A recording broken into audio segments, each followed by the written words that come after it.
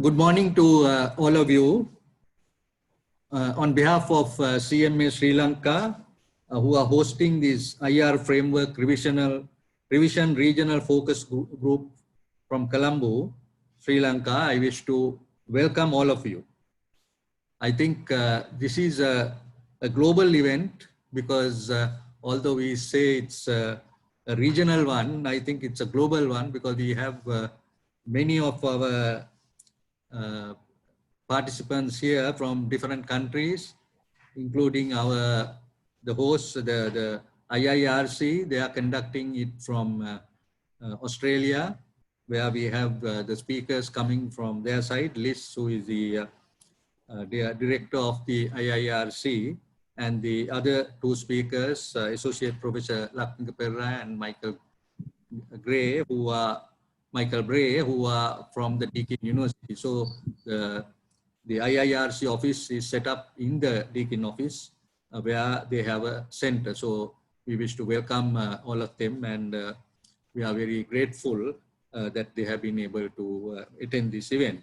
Then in addition to that, as I said, the international, because we have a number of international judges on our IR CMA Excellence in Integrated Reporting Awards.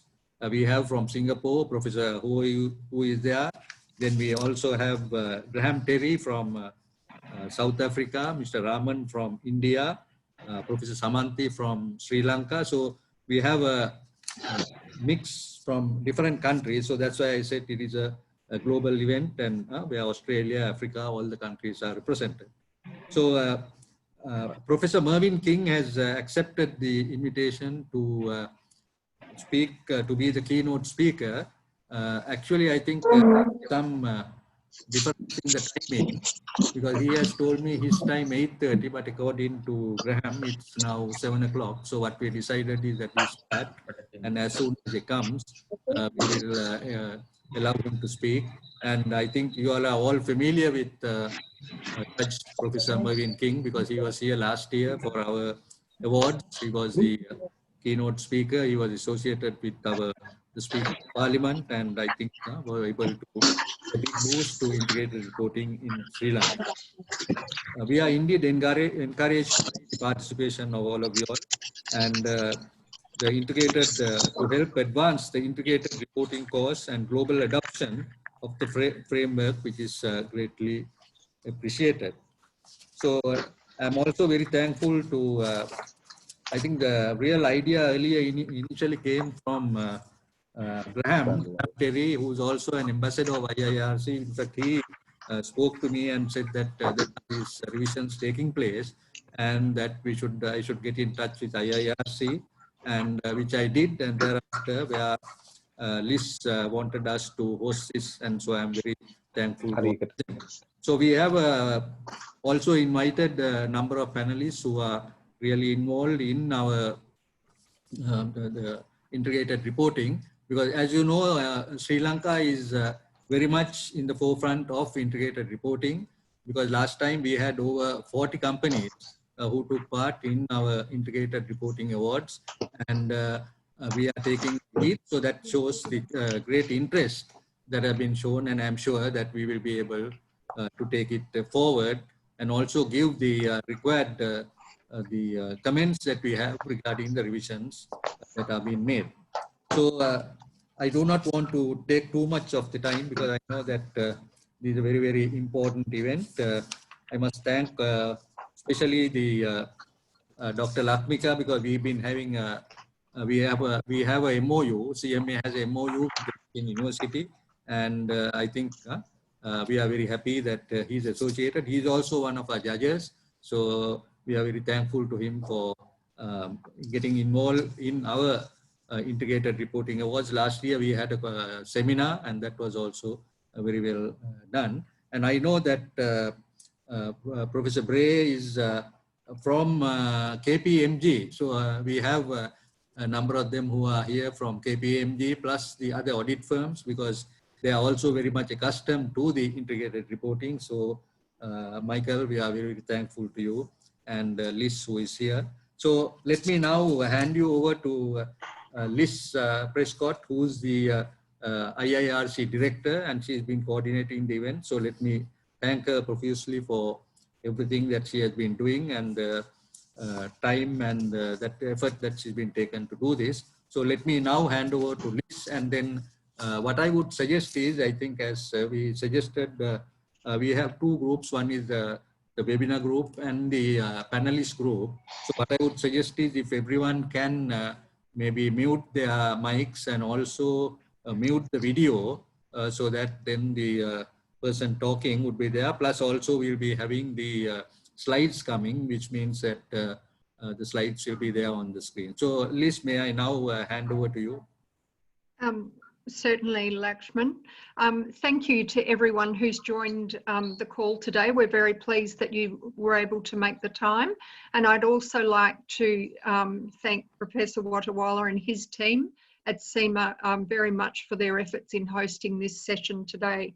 Now, I'm also going to turn off my video, and if we can please bring the slide deck up.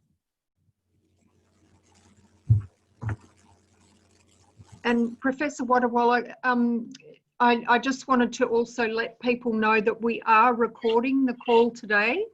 The recording is for the sole purpose of, if the IRC need to confirm the context of any comments made, the recording will not be made public. So just to let you know. Now, if we can just move through the slides, please, to the objectives slide.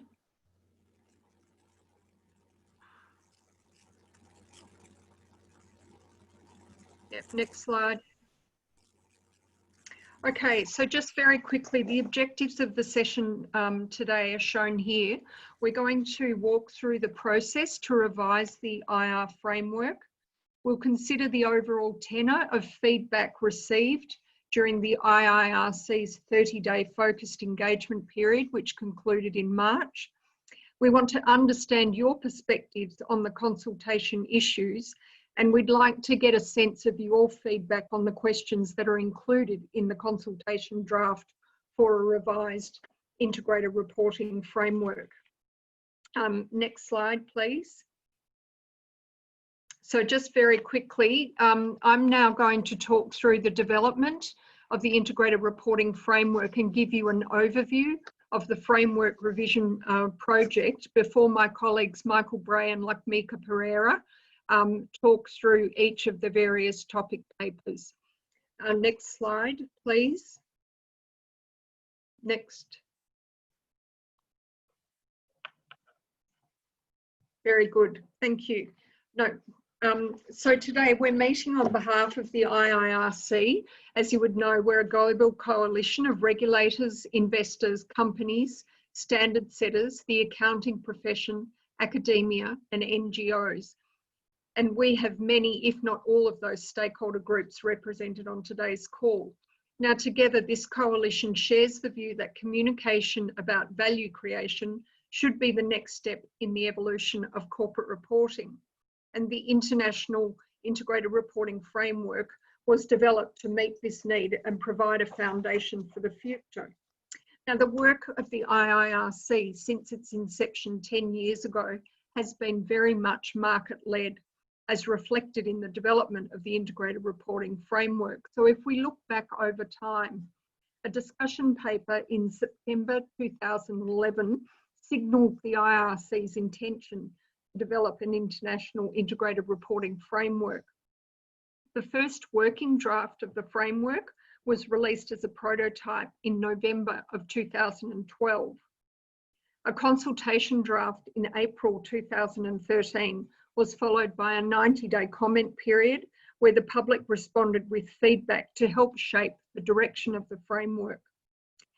The framework itself was initially published in December of 2013, in line with the IIRC's strategic aim of achieving a meaningful shift towards early adoption of integrated reporting. In 2017, as part of a strategic review to move to broader adoption of the IR framework and recognition of integrated reporting as an accepted reporting norm, it was timely for the IIRC to hear from market participants and to learn from their practical experience with integrated reporting. The IIRC launched a formal consultation in March 2017, which attracted more than 400 submissions and contributions, including feedback from events such as today's in 19 different countries around the world. This provided the most up-to-date guide to global implementation of integrated reporting, its successes and challenges from those who were directly involved in its implementation. The extensive feedback indicated that the framework stood up well to the challenges of implementation, but also pointed to opportunities to provide guidance and examples and take other actions to help report preparers and other stakeholders. Now, many of these have been addressed in 2018 and 2019 by the IIRC's technical program. If we fast forward to today, and the conceptual thinking and principles on which the IR framework were founded are still as relevant as when the IIRC was formed. However, and as determined by the IIRC Council at their November 2019 meeting, insights stemming from practical use and wider market developments, as well as the simple passage of time, warrant a refresh of the framework. So the first ever revision, although it is a light touch revision, was launched in February this year, with the revised framework due to be released at the end of this year. Next slide, please. Now you see here the timeline for the 2020 framework revision. The project was formally launched in February before moving into a focused engagement effort, which ran from February to March. The 3 topic papers were released for comment for 30 days, and accordingly the IIRC consciously designed the 3 papers to be short and digestible, each with just 4 or 5 pages of substance. The number of survey questions was capped at 5 per paper with a simple agree, disagree, please explain format. The feedback we received has helped shape the direction of a consultation draft, which was launched on Thursday, the 21st of May, for a 90-day public exposure period that runs through to Wednesday, the 19th of August. The IIRC technical team, in conjunction with the IR framework panel, will then analyse the feedback, adjust the framework as needed, and develop a basis of conclusions, and that work will keep us busy from August through to October. The final stage, as shown at the right of the slide, includes a November approval by the IIRC Board and Council in time for a year-end launch of a revised IR framework. Now, as I said, all changes to the IR framework contemplated in 2020 are of the low key variety. So we're not talking about a wholesale revision to the framework, but rather a clarification of some issues, correction of any minor errors, and update to reflect the IIRC's latest branding guidelines. Next slide, please. Now, the second phase of the revision project was the focused engagement that ran over a 30-day period, and you can see the 3 different topic papers here. The first 2 topic papers, which addressed the responsibility for an integrated report and business model considerations, relate to the current framework revision process. The third topic paper on the right of the slide explored themes shaping the future of corporate reporting, including assurance and the role of technology. Feedback received on topic paper 3 will largely inform the IIRC's longer-term strategy. Now, one question from topic paper 3, which relates to the purpose of an integrated report, has been included in the current consultation. Although this issue lies beyond the scope of the current framework revision, the strength and the quality of the arguments received from the focused engagement warrant further market feedback on this issue, and we'll come back to this point later. Now, next slide, please. So this slide gives an overview of the responses we received to the 3 topic papers 101 responses were received for topic paper 1, 104 for topic paper 3, and 104 for topic paper 2 and 90 for topic paper 3. And you can see here the breakdown of responses received by different stakeholder groups for the 3 topic papers. Consultants, report preparers, professional bodies and academia were the most prolific of the stakeholder groups to respond, with investors the most underrepresented. And the IIRC will be making a concerted effort to target investors for their feedback during the current 90-day consultation period. Now, from a geographic perspective, European responses featured most heavily across all 3 papers, but pleasingly, all geographic regions were represented in responses received. Next slide, please. Now, just a word on process. The feedback from the 3 topic papers was taken into consideration as the consultation draft for a revised IR framework was developed.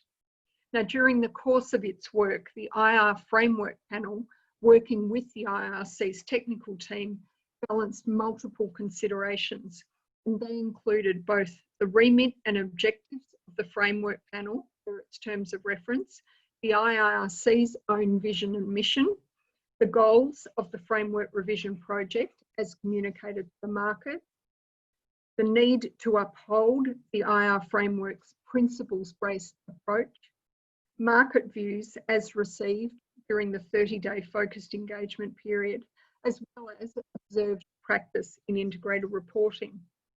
Now, the framework panel was also mindful that certain clarifications may be better placed outside the IR framework in the form of supplementary implementation guidance.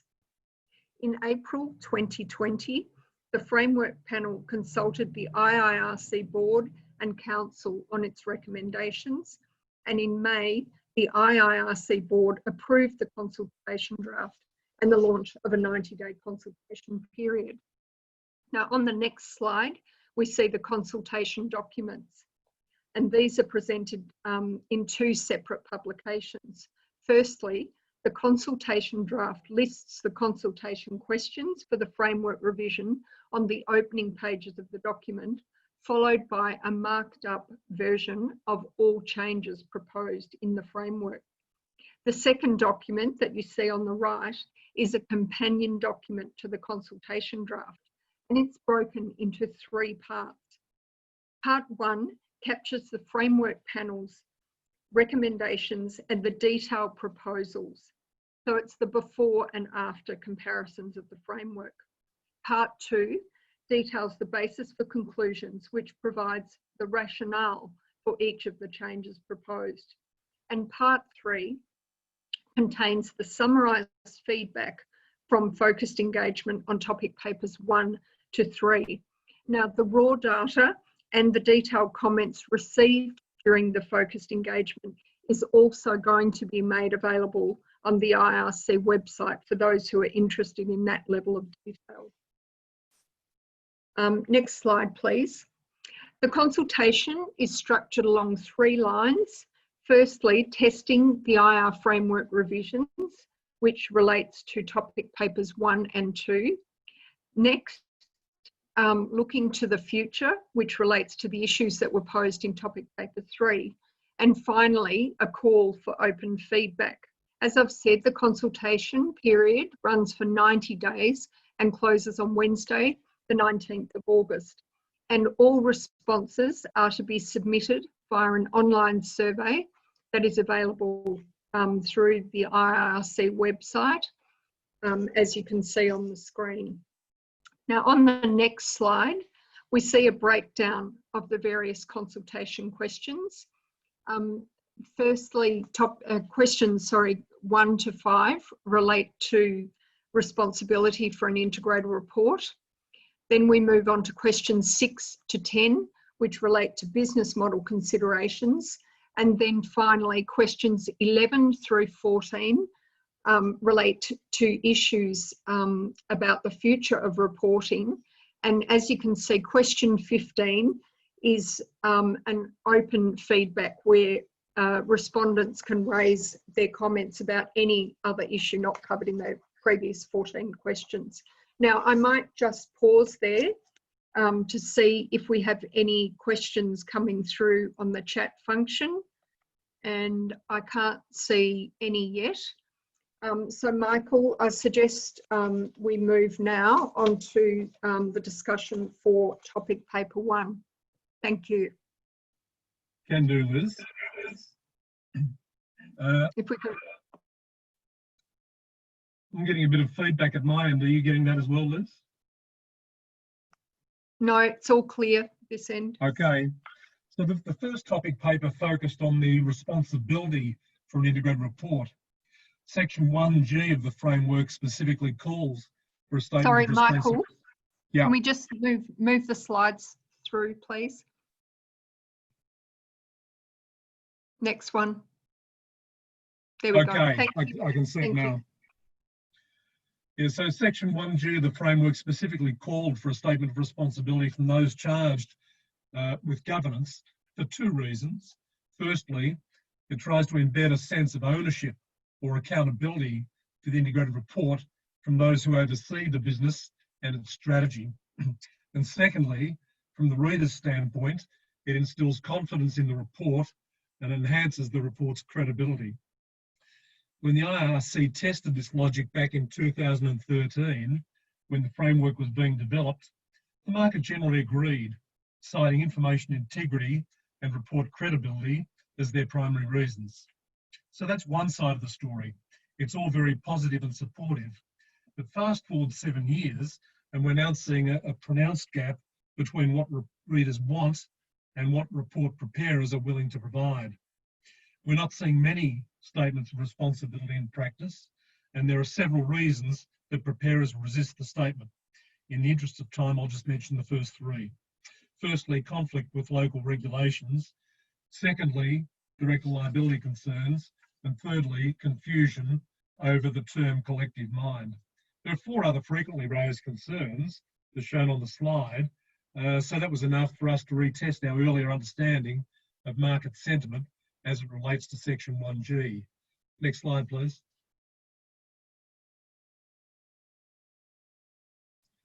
Topic paper 1 raised 5 questions, and they're shown in condensed form here. I won't go through them one by one right now, but rather highlight the key themes on which the IRC is seeking market input. So they focus on process-related disclosures in relation to responsibility for an integrated report, including the systems, procedures and controls, as well as disclosures on key roles and responsibilities. The IIRC also probed the merits of a statement of responsibility on a voluntary basis, and finally a possible need to clarify the term those charged with governance. Next one, please.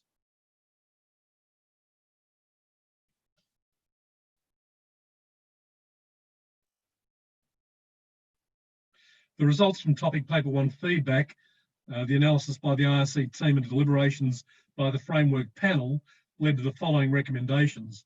Just click it, please.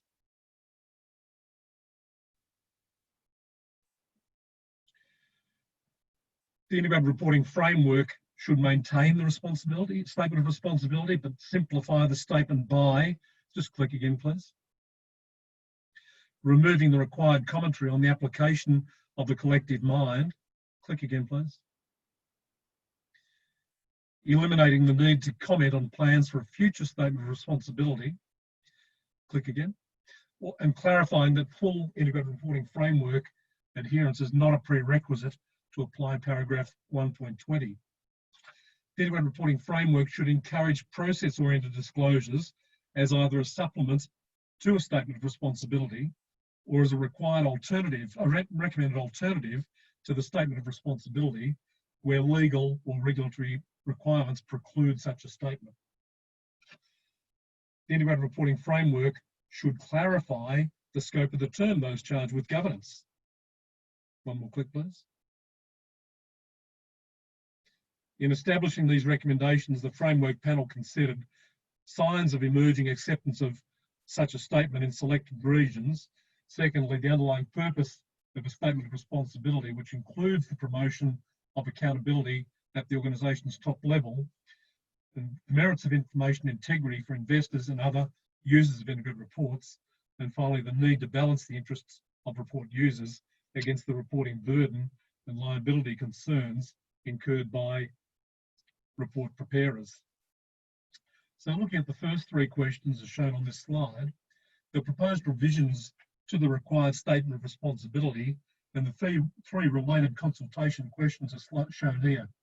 And they reflect a need to balance the needs and interests of report users against those of report preparers. Barriers to the adoption of paragraph 1.20 include, firstly, real or perceived conflicts with local regulations, and two, the burden of complying with multiple standards and frameworks.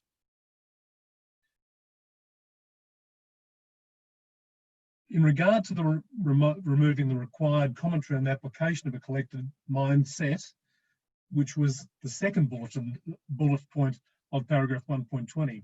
So on that, there is redundancy in the current requirement, given the inherent expectation that those charged with governance maintain a holistic view of the organisation as they discharge their duties. The term collective mind is considered by both preparers and assurance providers to be imprecise in concept and terminology.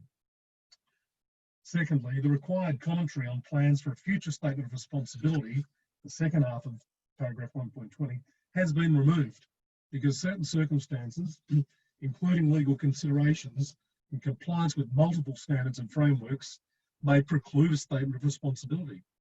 Phase-in disclosures are therefore inapplicable for some. The proposal seeks to limit the burden on report preparers when other information, such as process-related information, can meet the requirements underlying purpose. And thirdly, the next change clarifies that full adherence to the integrated reporting framework is not a prerequisite to apply paragraph 1.20. The path to integrated reporting framework adherence is a function of an organisation's circumstances, as well as its stage of maturity in integrated reporting. Those new to integrated reporting may hesitate to address paragraph 1.20 because of its in accordance with clause. So the current revision should broaden the requirement to include an option to comment on the extent to which the integrated report is presented in accordance with the integrated reporting framework. So let's talk through the three questions and get your views through the chat function. So let's look firstly at question one. I will then pause to see whether any questions are coming up. Do the adjustments to paragraph 1.20 simplify the statement of responsibility in an effective way? And Liz, I guess you're looking at the chat function and you may be watching to see how you'd like to deal with some questions. Yes, so I am.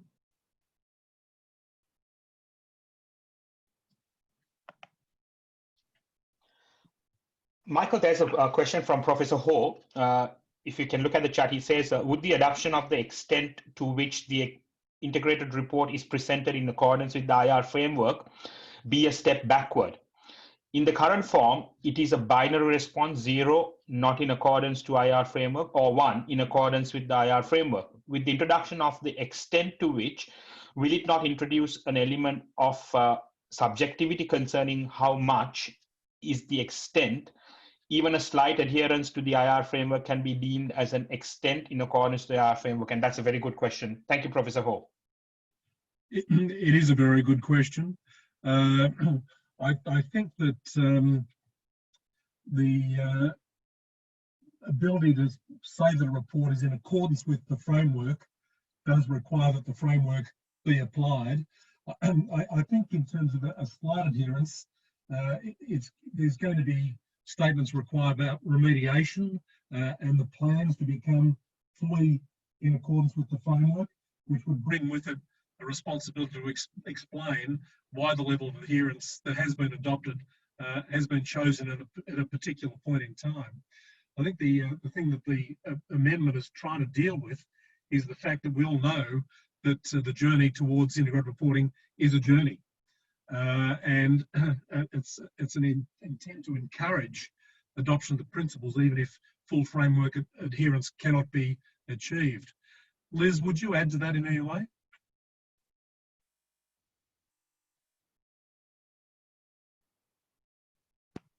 Unmute myself might help. I'm sorry. Yes. I think, Michael, the point that you've made about integrated reporting being a journey, and I think that had a large reason to do with the limited number of these statements that we were seeing. And I think adding in the wording or the extent to which, and as Professor has indicated, there will be a level of subjectivity. But what we would hope is that companies would be prepared to indicate the extent to which it is in line and presented in accordance with the framework. So I think the proposed wording is recognising the flexibility in journey for different companies. Liz, I see a question here that could there be some guidance on levels of compliance? And I think that's a good question. Yes. One thing that I would like to see, I hope that people are aware of our integrated reporting leading practice database, where we have both extracts of reports that are doing a good job of a particular element or guiding principle of the framework, as well as complete integrated reports that have perhaps been winners of an award for integrated reporting. I think we very much need to be highlighting examples that are coming through in relation to these statements, so that people can see real life examples rather than the IRC. You know, we could create examples, but I think it would be far better if we can point to actual market real reporting examples. So we will make an effort to put them in the examples database. In the interest of time, I'll move on Yes. because I think that's all the questions that we have at this point. I'll move to question 2, and that doesn't mean that we can't come back to one at a further point. Question 2, does the framing of process disclosures meet the goals of promoting accountability and integrity while still providing flexibility?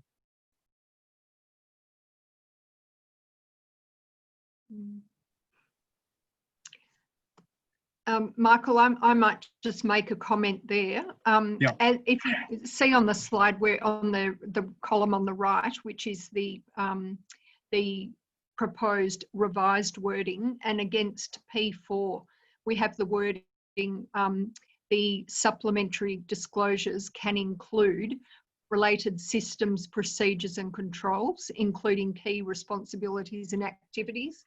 We have had some questions come up in other focus groups where people have been asking for examples. And I think this is one of those areas where we need to look at providing some additional guidance, but it would come outside the framework, perhaps in the form of a frequently asked question, which are available through the IRC website. Because when we're making revisions to the framework, we do need to ensure that it remains an easily digestible document. So we cannot put all of the guidance possible within the framework itself. So I would expect that this would be one of those areas where we will see some supplementary guidance produced. Thank you. I'll turn to question 3. Does the consultation draft strike an appropriate balance between maintaining a principles-based approach to process-related disclosures and usefully informing preparer considerations?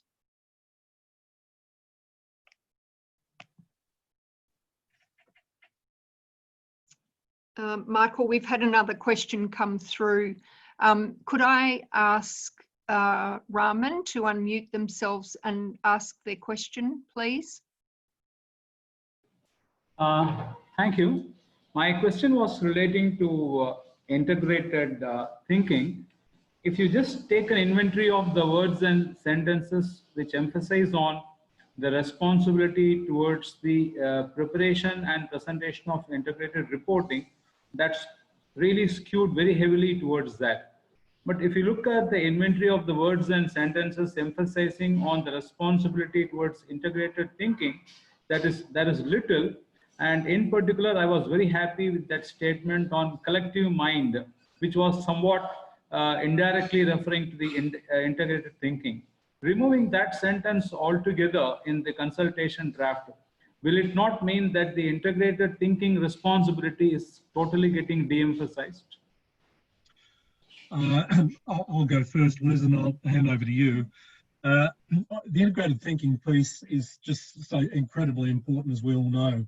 The way that I usually express it is that in reality, integrated reporting is about the business. It's a business initiative. The report's an outcome. But in terms of the content elements and guiding principles in the framework, the black letter, if you like, integrated thinking is not in there. It's just that it's the foundation of integrated reporting. And so when it comes to the responsibility statement for an integrated report, integrated thinking is not there at all. But that is in no way to downplay the importance of integrated thinking. In fact, I think that we need more guidance on integrated thinking and how that translates into normal business language. Liz, what would you think? I think it's very hard to give an assertion about thinking, but as you say, integrated thinking is such an integral part of the whole process of preparing an integrated report, and very much an indicator in terms of the quality of an integrated report. And you can very clearly see when reports are put together where people have tried to address each aspect of the framework, but they still come through as very discrete sections of the report. But when you definitely see the thinking coming to life when you see a story that is well crafted and woven together for the reader of report, rather than just sections that the user of the report has to pull the story together for themselves. The way that I usually express that is that integrated thinking is the foundation of integrated reporting, the process and the outcome, the integrated report. A good integrated report should provide a window in to the quality of the organisation's integrated thinking. I'll move on to the next slide, please.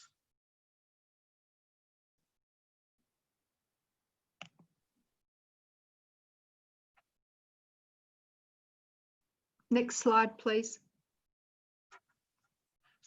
So in terms of question 4, it relates to the term those charged with governance.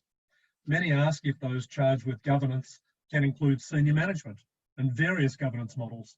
In response, the consultation draft extends the glossary's definition of those charged with governance to include management. Do you think the glossary sufficiently clarifies the potential inclusion of management personnel in the scope of those charged with governance? Is there anything you would add or change? Any questions?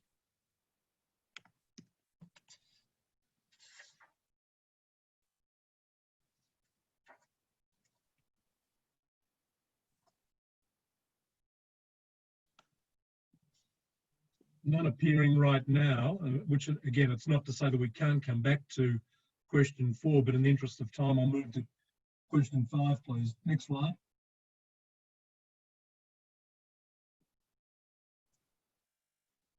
Next slide, please.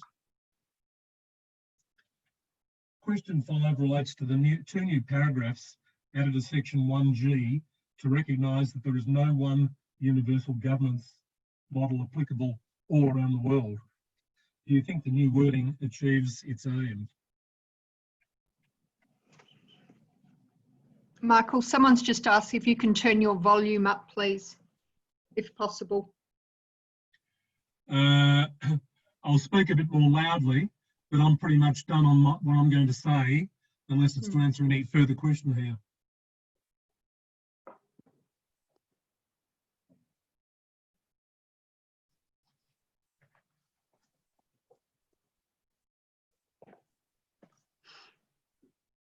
No questions coming up, Liz, so that concludes topic paper 1.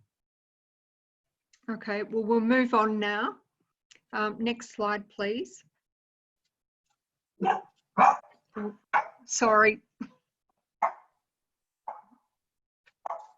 Sorry that everyone can hear my dogs barking. One of the joys of working at home. I apologise for that background noise. Okay, we'll move on to topic paper 2, which focuses on business model considerations and the factors that drove this topic paper in the first place.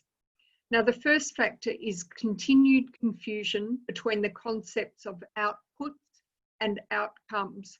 So, for example, if you're an automotive company, your output is the car, and your outcomes could include enhanced mobility and convenience for customers, increased air emissions, and higher fossil fuel depletion, assuming we're not talking about electric vehicles. A review of integrated reports shows that on the whole, many don't report on outcomes as intended in the framework, and at least amongst those studied by the IRC some time ago. And as one respondent to our 2017 consultation observed, by omitting outcomes, integrated reports are light on impact measurement and therefore rather missing the mark. The next concern relates to that missing the mark point. So if a report preparer fails to identify outcomes, then they fail to equip readers with the information needed to decide whether value is overall being created, preserved, or destroyed. The third concern relates to imbalanced reporting. So for those who do discuss outcomes in their reports, they tend to showcase only the good news and overlook the negative outcomes and trade-offs. And finally, some believe that the framework covers impacts to direct stakeholders. Sorry, I'm just going to get up and shut the door. I apologise.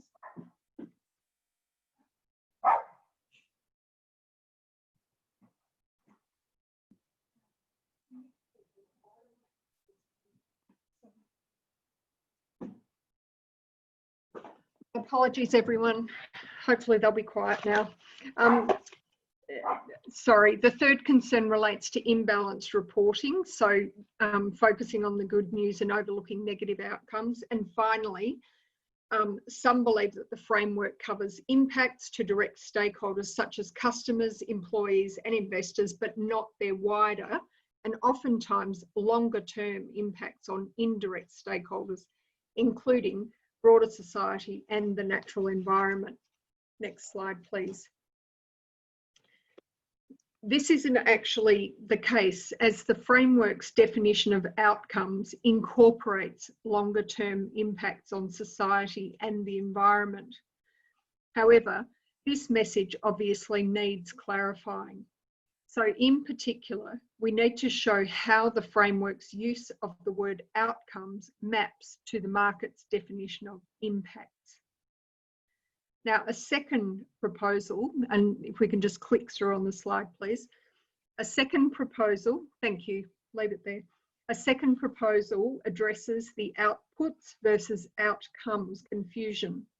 And there are several ways to go about this, including making a simple tweak to the framework's value creation diagram. So where in the original diagram, you can see all four components of the business model: inputs, activities, outputs, and outcomes in one solid block. It might help to clearly distinguish between the mechanics of the business model, so what goes in, what's done, and what comes out. And then if you can just click once, please. And then the results of that mechanism. So in addition to other measures, this simple visual trick might encourage preparers to think more deeply about the car, if we go back to our earlier example, and the results or outcomes of that car on customers, employees, societies, and the natural environment. Next slide, please. Now, similar to topic paper 1, this paper also raised questions for the market, and there were 4 in this case. Again, this is a condensed view of the questions and the key themes, but namely, They were the need for examples and visual devices to elevate the importance of outcomes, the need to link outcomes and value creation, putting greater emphasis on balanced disclosures, and finally, the framework's coverage of societal and environmental impacts. Next slide, please. And if you can just click through there we go, thank you. Now, there was overwhelming support for the proposals that were put forward in topic paper 2.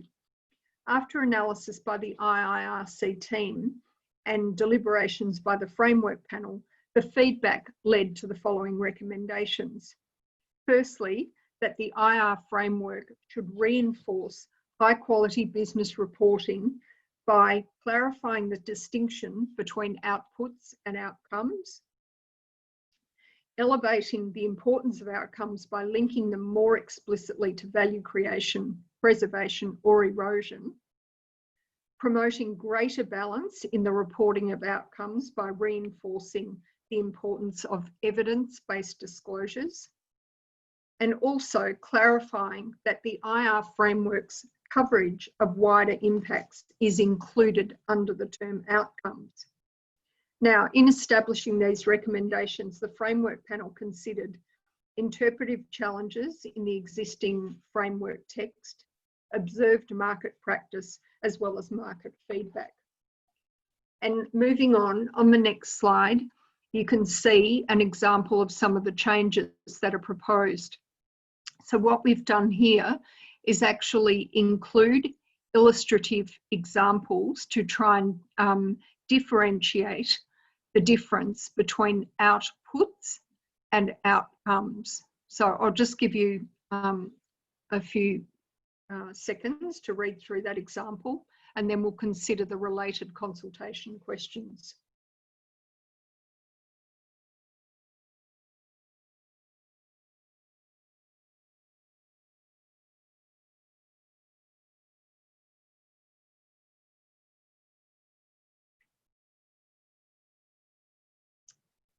So as you can see here, paragraph 4.19 includes the definition of outcomes as well as a simple example to show the difference between outputs and outcomes. And figure 2 uses visual techniques to distinguish outputs from outcomes and to link the latter to value creation, preservation and erosion. And we'll come to that diagram shortly. A further proposal to address balanced reporting of outcomes by reinforcing the importance of evidence-based disclosures. Now, an IIRC review of 50 randomly selected integrated reports showed that 25% of outcomes-related discussions exhibited one or more of the following attributes. They excluded negative developments or underperformance. They amplified positive results and dampened negative outcomes. They also used promotional language to cast performance and outcomes in a more favourable light. Now, 94% of respondents to the related question in topic paper 2 support a strategy of addressing imbalanced reporting of outcomes. So the proposal adds to paragraph 4.19 a reference to other sections of the framework. As you can see, they're 1.1 and 5.6 to 5.7, which reinforce the importance of communicating qualitative and quantitative information about how organisations use and affect various capitals. So we see here the two consultation questions that are captured by the wording of paragraph 4.19. So in your opinion, according to question 6, does paragraph 4.19 sufficiently differentiate outputs from outcomes? So if we can just consider that question. And I'm having a look at the chat function now.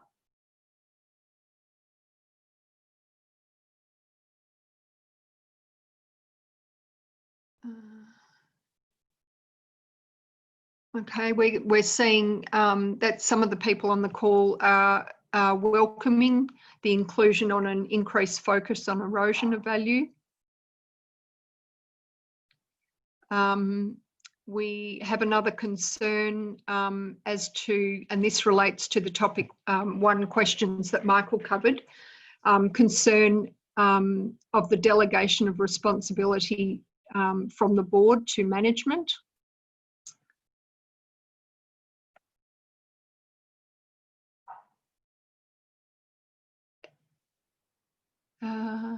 Outcomes.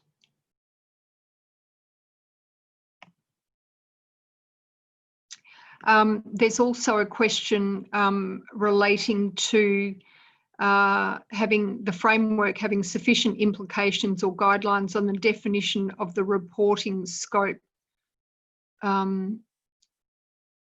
concerning the outcomes. And I might just, if the person who posed that question would just like to discuss that, please. If you can unmute yourself. Oh, it was you. Was it you, Luckmaker? No, it wasn't. No, sorry, Nuan. Would you like to unmute yourself and raise the question?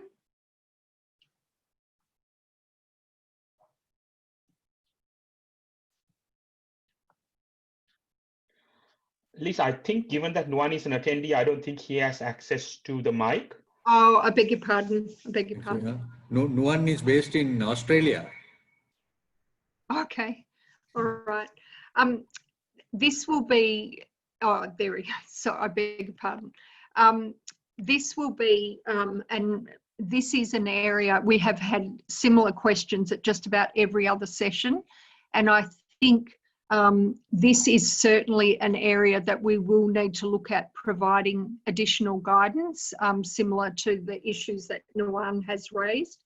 I think there's an opportunity again in our frequently asked questions to provide additional guidance. But I think another thing that the IRC might consider is revisiting the background paper on business models that was prepared when the framework was being developed back in 2013, and potentially updating that document and including some of these examples of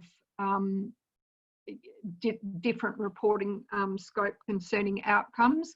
One of the other issues that has been raised several times is the request for examples of outcomes and outputs for different industries or different industry sectors, such as the services industry.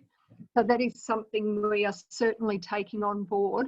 And the examples that you see here are illustrative.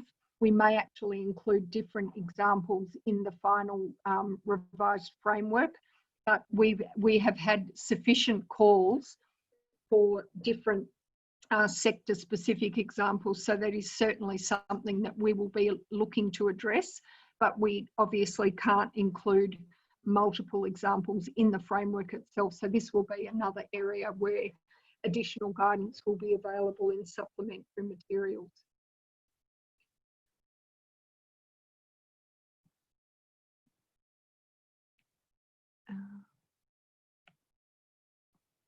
And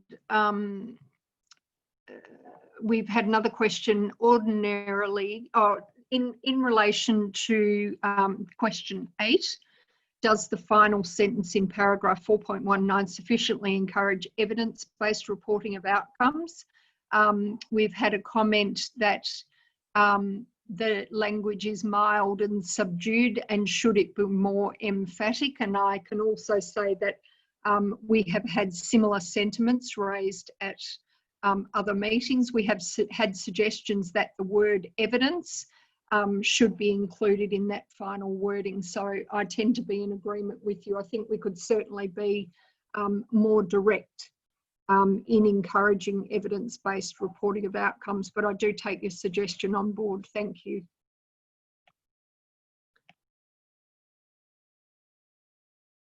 Oh, and Raman has pointed out in the car example, it should say that the car maker is not making electric cars. Certainly. Thank you. And I've addressed Nuan's question. So if there are no further comments on either question 6 or question 8, we might move on.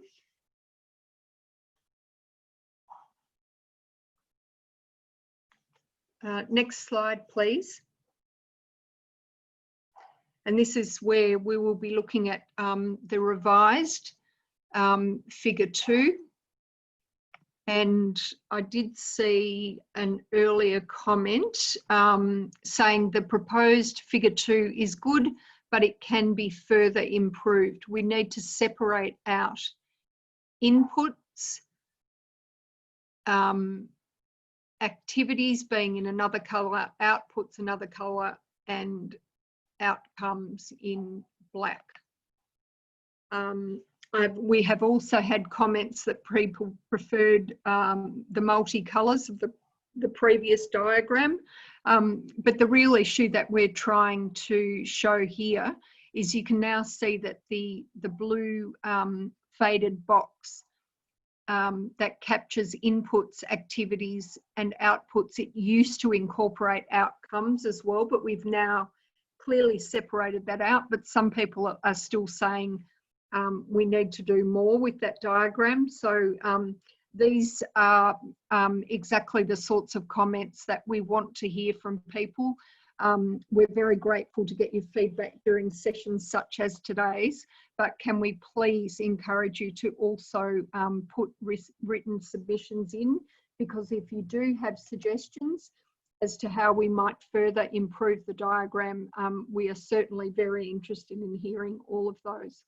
So if people have other suggestions now which they'd like to raise about how we might further differentiate outputs from outcomes, we certainly would like to hear those comments. Do people agree with us including the word short, medium and long-term outcomes?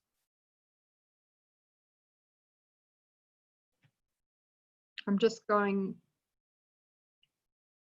back to the chat. Nawan has raised a comment. Outcomes can be defined. Oh, sorry, that's the, hang on.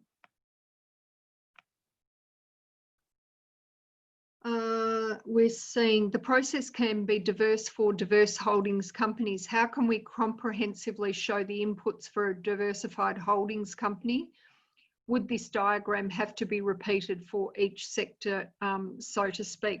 To that question, I can point to an example that I have seen where there was an organisation that had both and it was New Zealand Post, and this is, the New Zealand Post have been on the journey to integrated reporting for quite some time, but they did have their postal services and they also had quite a significant financial services offering. And I remember one year in their integrated report, they tried to incorporate both sides of the business within the one business model diagram, and they admit that it did not make sense. They don't run their business as one operation. It was very much run as two separate businesses, so it didn't make sense to try and meld those into the one business model diagram.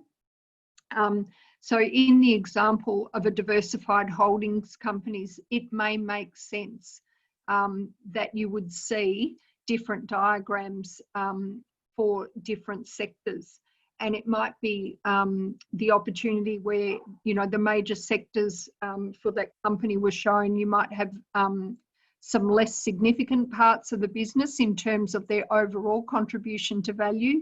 So I would expect that the company would be focusing on those sectors that generated the most value and had the greater prospects for future value. But I just encourage people, when you're considering the business model, it should very much reflect the way that a business is run and not something that's just being manufactured for the report. It should be an indication of how you do view that business. So if you're a diversified company with several quite discrete business units, it then wouldn't make sense to me as a reader if that's how you run your company, that you then try and meld them into one document. There's two comments on that. Business model. Two comments on that, Liz. One, multiple business models portrayed that way could let a reader ask some questions about the way that integrated thinking is practiced within that organisation. And secondly, the point that you emphasise there goes to the very essence of assurance, because assurance should be about assuring the reader that the business model reported in the report is the real business model, and not a business model that the organisation might like to have. Yes. Yeah.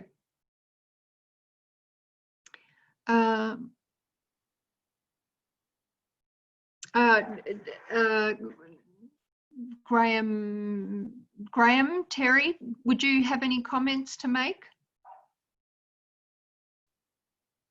Can you hear me? Yes, I can, Graham. Thank you.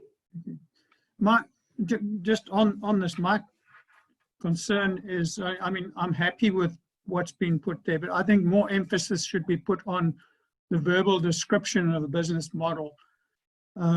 Many organizations rely on that diagram, which doesn't really describe the business model. And I think more emphasis should be put on a written description of the business model, because I think in many cases organizations don't really understand their business model or are unable to articulate it. And I think it's such an important element of the integrated report. Graham, I really agree with that, because when you look at integrated reports that focus just on this diagram, there's usually not a lot on how they do things, the activities. I've got a name for the key activities, critical success factors. How do the things happen? How are the inputs used? How do the outputs happen? Yeah, I would agree with that.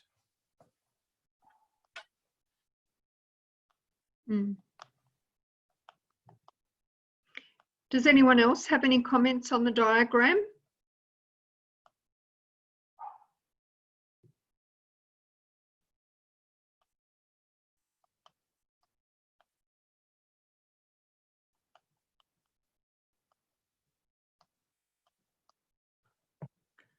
Is there anything else coming through in the chat?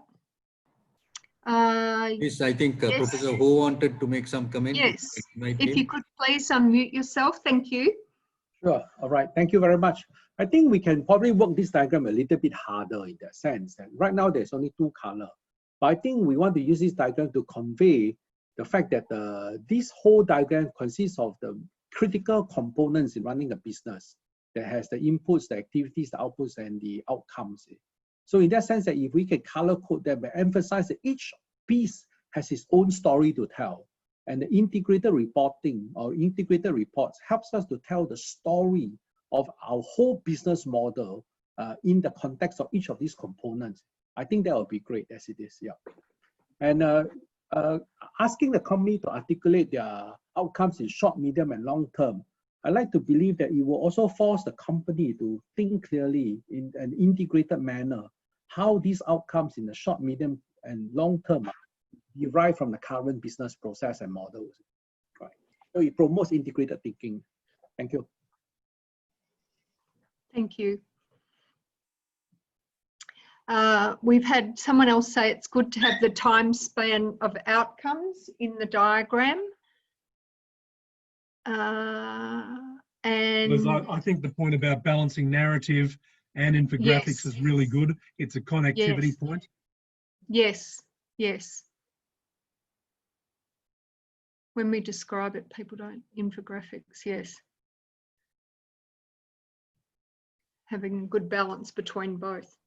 Thank you. Liz, I think if you can, Professor Samanthi, I think she also would like to make a comment. Professor Samanthi. Yes, please. Could you unmute yourself? Yes, I think, Liz, I'm also in agreement with this distinguishing outcomes in terms of short, medium, and long term.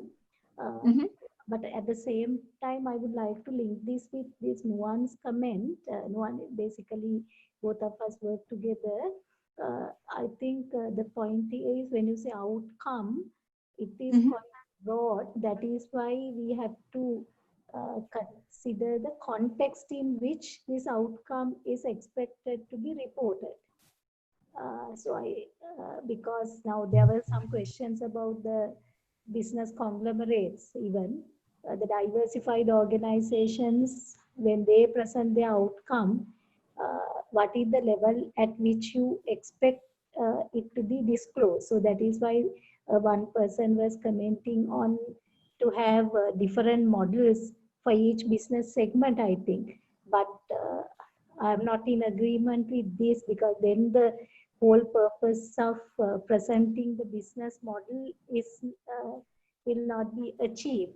But reporting context, it's better to highlight in the, maybe as an explanatory guide, at which level would you expect these outcomes to be disclosed?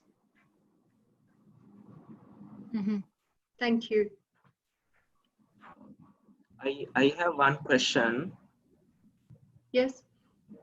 Yes. Yes. In this diagram, I see that at the very top, just below the external environment, there is a new addition that has come out called purpose. But usually, like if you take a company, I mean, the highest level is the vision, and then we get the mission, objectives, goals, and so forth. But what exactly does this purpose mean? Again, we have had similar comments, because the word purpose has been added to the diagram, but it has not been defined in the framework. So if we're going to be adding that term to the diagram, it must be defined in the framework itself, which it hasn't been in the revision yet. But that is something that will definitely be addressed. Okay, thank you. Are there any further comments on the diagram? If not, we'll move to the next question, please, on the next slide. Thank you. So here on the left, you see the original wording of the framework. On the right, you'll see that we have added in the words preservation or erosion after reference to value creation. And the consultation question asks, does the increased emphasis on value preservation and value erosion, will it encourage more balanced reporting of outcomes? And what are your thoughts on that? Do you think it will encourage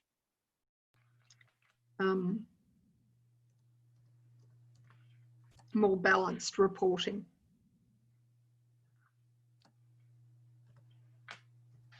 Thank you, Graham. Thinking it will.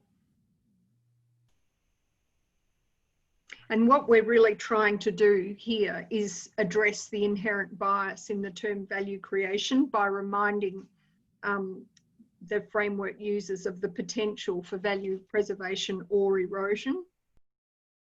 And although paragraphs 1.6 and 2.14 of the framework identify that the term value creation also includes instances where value is preserved or diminished, the proposal you see here is an extract of how the term value creation has been changed to include reference to preservation and erosion.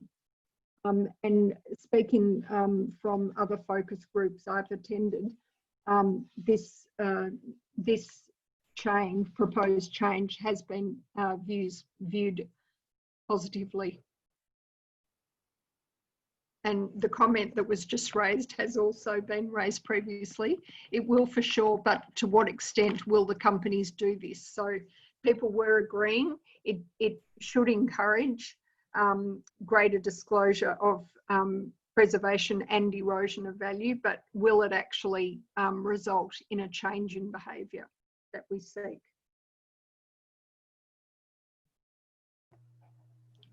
Okay.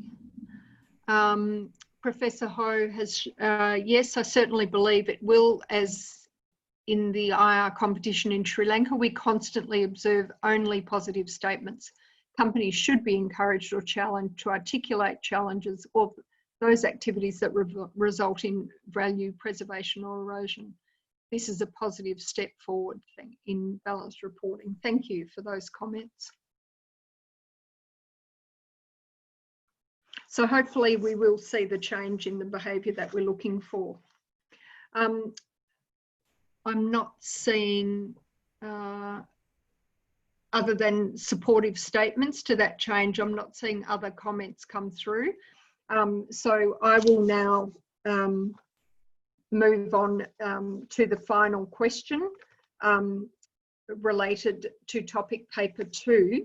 And I'm aware that Judge Professor Mervyn King is now online. So Lakshman, if you would like to hand over to Mervyn after I've finished this section, or we could ask for Mervyn's comments when Lakmika has finished topic paper 3. Perhaps if you can just put a message on the chat as to what you'd like to do. Yeah. Okay. So, sorry. Okay, you can. Yeah, okay. Okay, we'll just finish here. So the final question, question 10, in relation to the business model considerations, we have added additional wording at the end of paragraph 4.20. And the question is, does the closing sentence of paragraph 4.20 sufficiently address the coverage of impacts under the term outcomes? So we've added in the wordings, by addressing positive and negative effects across the capitals, as well as short, medium and long-term consequences for direct stakeholders and society at large, an integrated report enables users to evaluate the organisation's wider impacts. So if we can have your comments or questions in relation to that.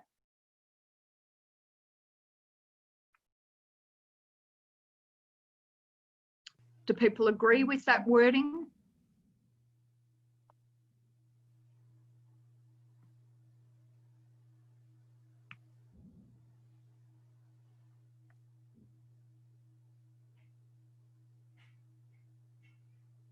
I'm not seeing anything coming through.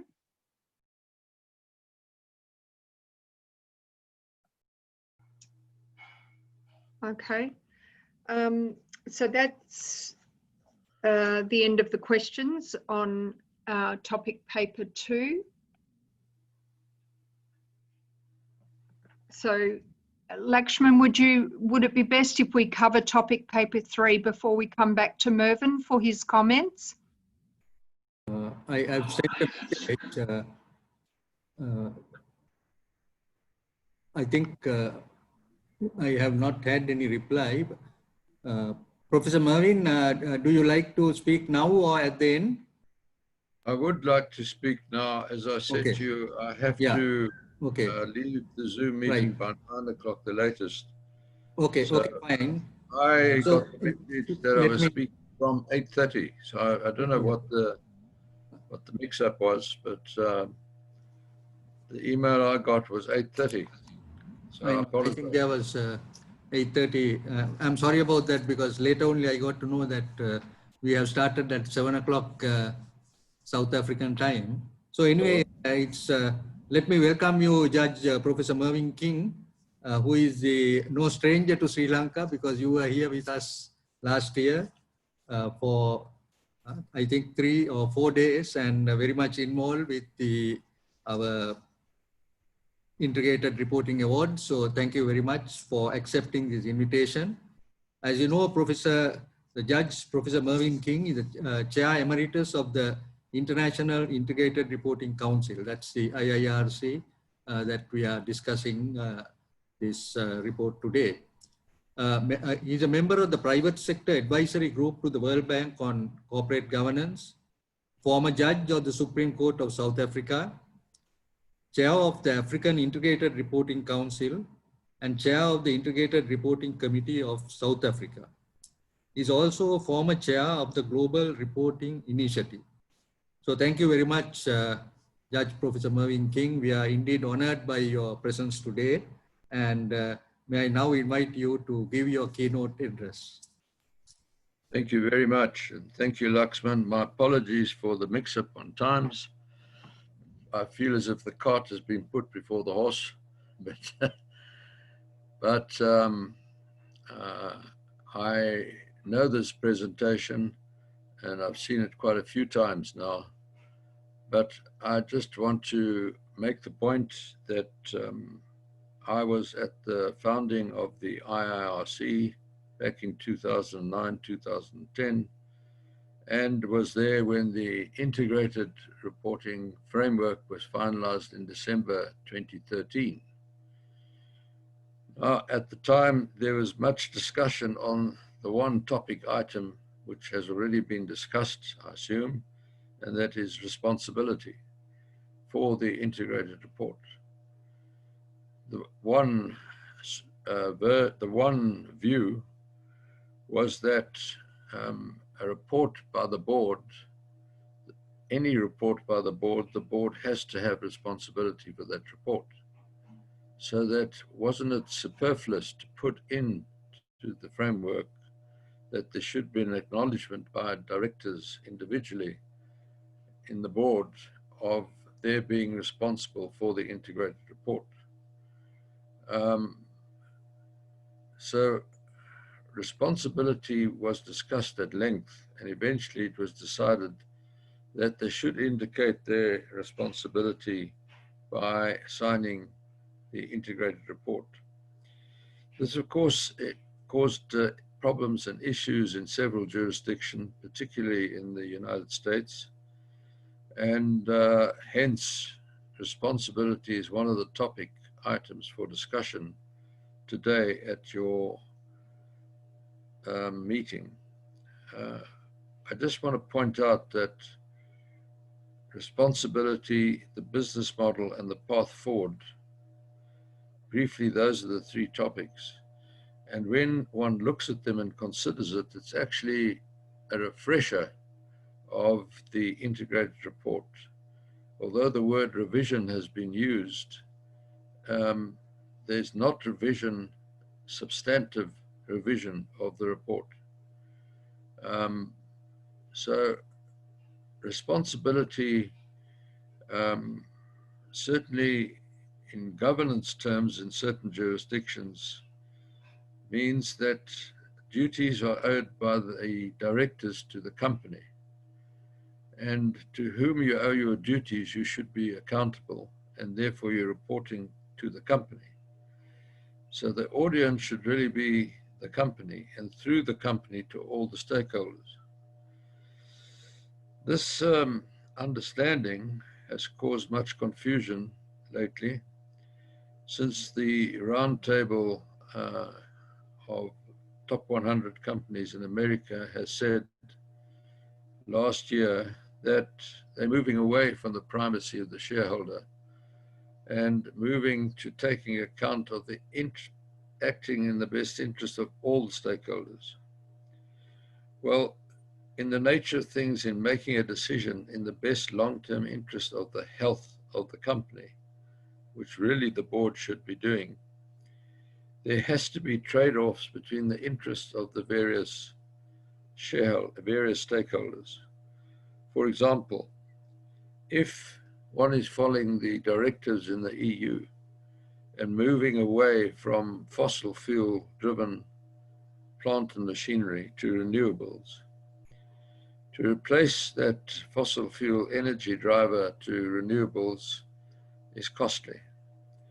And companies can upset their debt equity ratios by borrowing more, or they can see how much money they've used in paying dividends, and in the long-term best interest of the health of the company, reduce the dividends by 50% for 3 years. Let's say the dividends were €1 million a year, so they're saving 500 million euros from a cash flow point of view. and they have 500 euros more cash for 3 years to use in changing from combustion to renewables.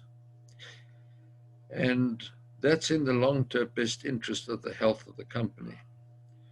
So you will see that's an example of the trade-offs between the needs, interests, and expectations of stakeholders. And very interesting that that has happened to some companies. And the share price hasn't gone down, the share price has gone up, because some providers of financial capital, which was the original audience in the IR,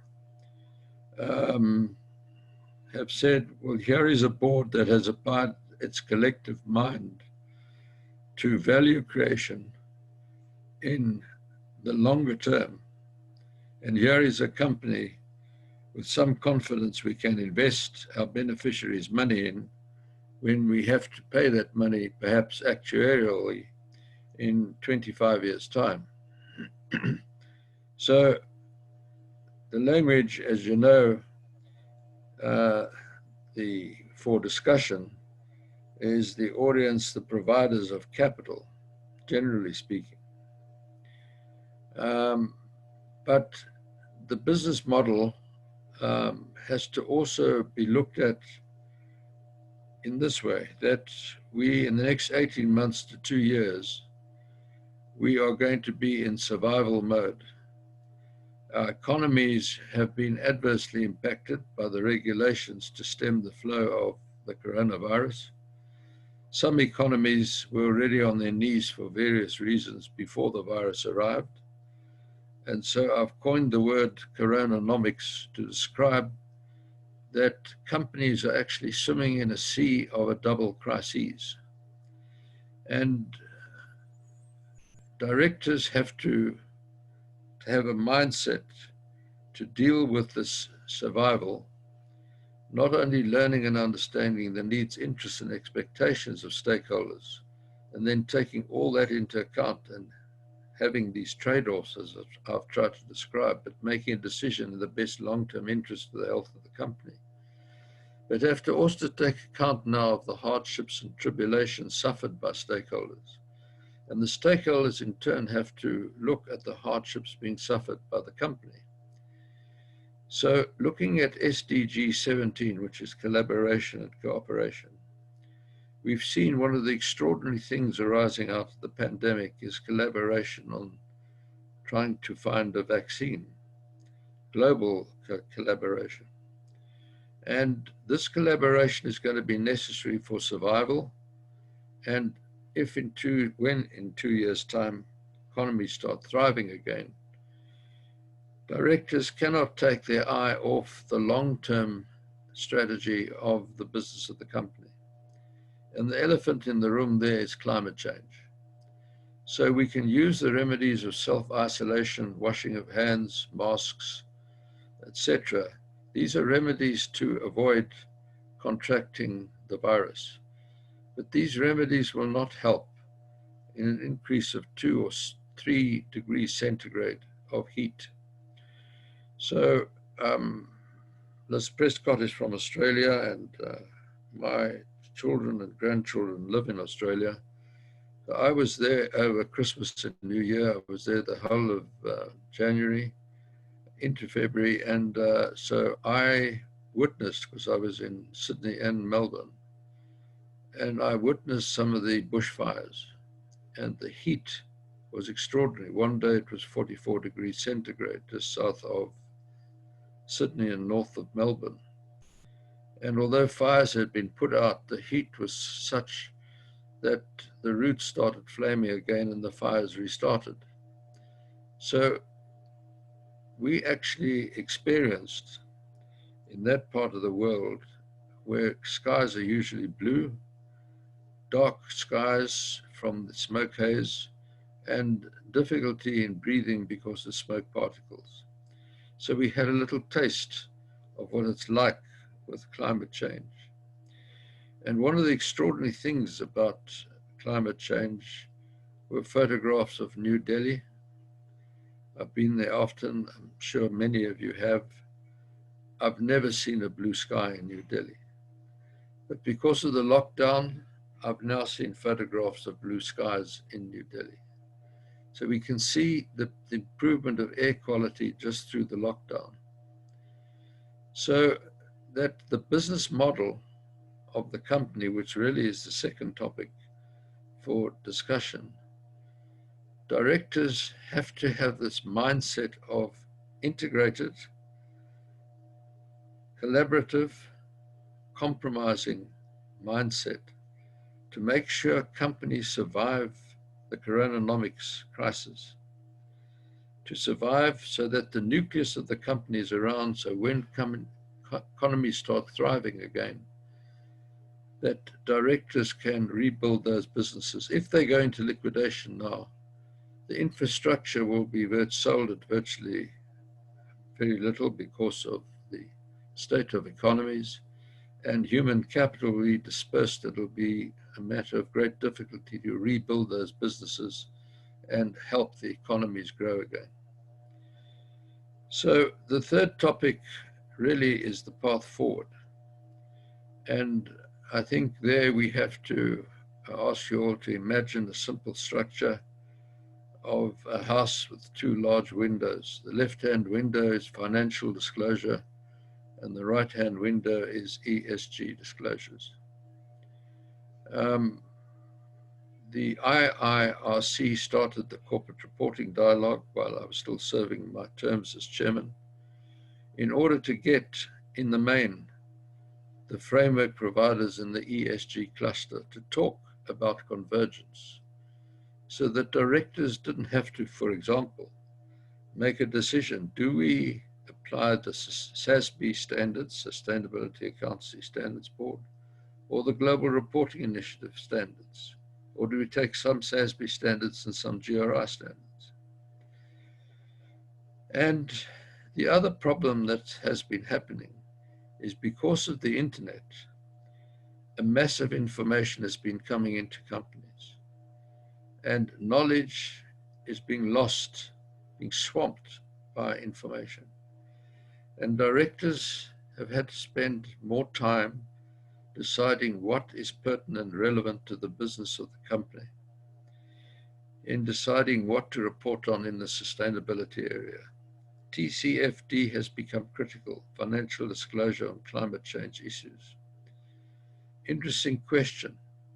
Should that be in the left-hand window on financial disclosure, or should it remain in the ESG cluster? Carbon disclosure programs are also critical, but can they not be shifted up to be combined with the potential and now talking about merger of SASB and the GRI? So integrated thinking and doing an integrated report in all this is becoming, in my judgment, even more important. The revolutionary immensity of an integrated report is not so much in the report itself, it's in the thinking.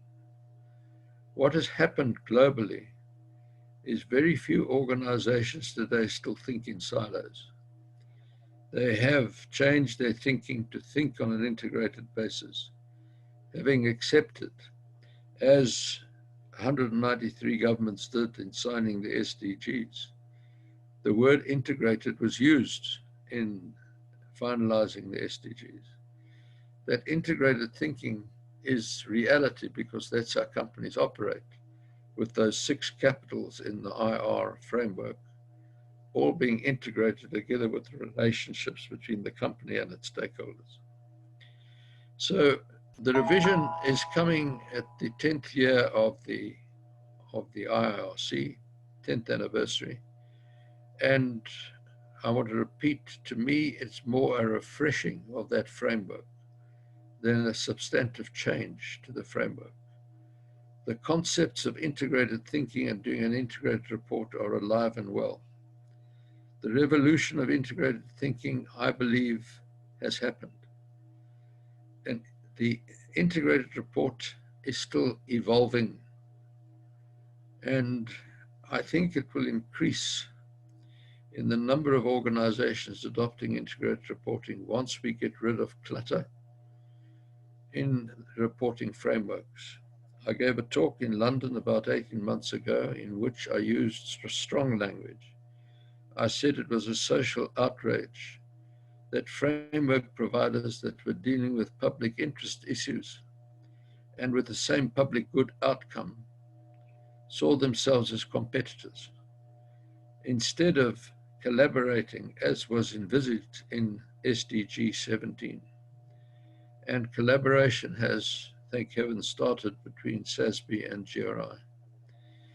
So the path forward, I think integrated thinking is going to become more and more important in the survival mode and in 2 years' time in the thriving mode. So I wish you good fortune in all your discussions today and doing your report back to the IRC. All these reports coming in from all over the world, account will be taken of them in the technical panel, and of course the finalization by the board of the IRC. So Lakshman, thank you very much for asking me to make some of these introductory remarks. As I say, it's like the cart before the horse.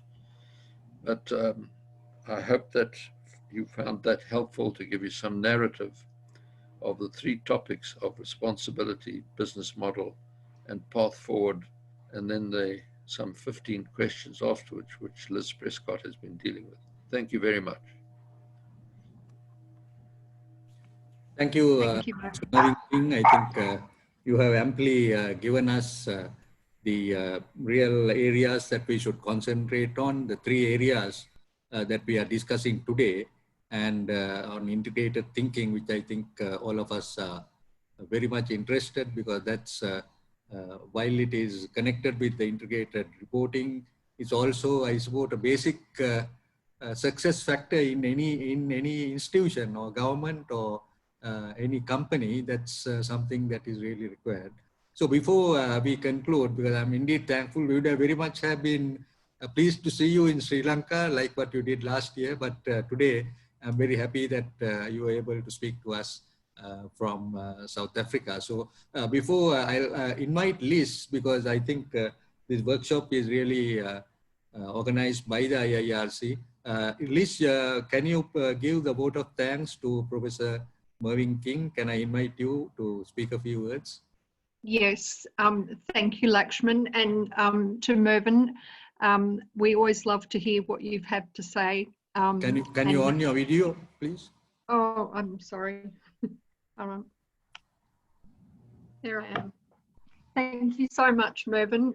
We're delighted that you were able to join us today, and also that you have been at several other roundtables. As you said, these sessions are so important that we hear the voices from all around the world as we go through this refresh of the framework. I did make the point that it is not a wholesale overview of the framework or overhaul. We are simply refreshing the framework. But thank you so much for taking time out of your busy day to join us. You always have words of wisdom to share with us, and certainly as inspirational as ever. So thank you very much. Thank you, and thank you everybody, and I'm sorry for the mix-up on times. Thank you, Professor Mervyn, and we'll keep in touch. Thank you, Mervyn. Wish you all the best and good health, and especially in this time of COVID-19, that everything will be fine. Thank you very much. God bless Sri Thanks, Lanka. Mervyn. Thank you. Bye. Thanks. Bye. Okay, Mika will now hand over to you to go through the questions on topic paper 3, please. Thank you. Thank you very much. Okay, finally we come to topic paper 3. It's a sort of catch-all for longer term consideration for both the framework and for the IRC strategy. Whereas topic paper 1 and 2 is mostly concerned with the related current framework revision, topic paper 3 maintained a much longer term strategic view. So the first area topic paper 3 explores was the possible clarification of the purpose itself of the integrated report. Something that the framework's purpose section puts investors first and ranks financial capital above all others, above all other forms of capital. And although this wasn't the framework's intent, in studying paragraph 1.7 and 1.8 quite carefully, there is a reasonable and understandable interpretation by some in the marketplace. So topic paper 3 also posed questions on how technology and assurance will feature into the future of integrated reporting. I also like to link this to Professor Mervyn King's book, Auditors Quo Vadis, which I highly encourage you to read if you can, which also discusses some of these aspects. With respect to assurance, the questions related how aggressively the IIRC ought to champion the cause versus leaving assurance matters primarily with the regulators and related standard setters. And finally, topic paper 3 concluded with an open question to explore other considerations that the market believes the IIRC should be mindful of as it looks beyond 2020. The response to this question will be reviewed internally by the IIRC to determine any actions to take. Next slide, please.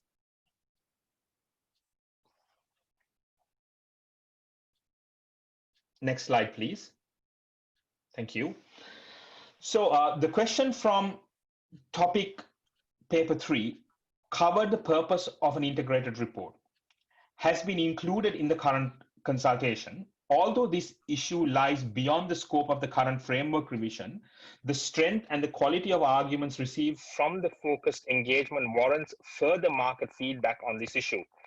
The original question raised in topic paper 3 related to purpose of an integrated report and was in two parts. The first part addressed the perception that financial capital ranks above all other forms of capital by proposing a wording change to paragraph 1.7 to delete the word financial and in its edited form have the purpose of an integrated report explained to, within quotes, providers of capital generally, close quotes, about how an organization creates value over time. Can we go to the next slide, please?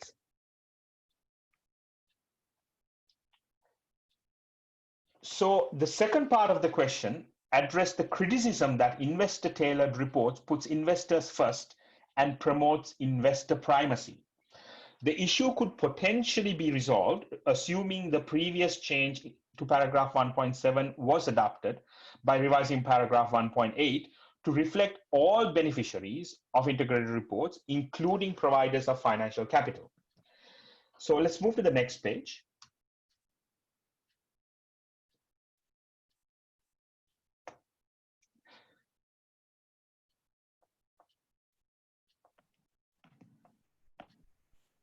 Thank you.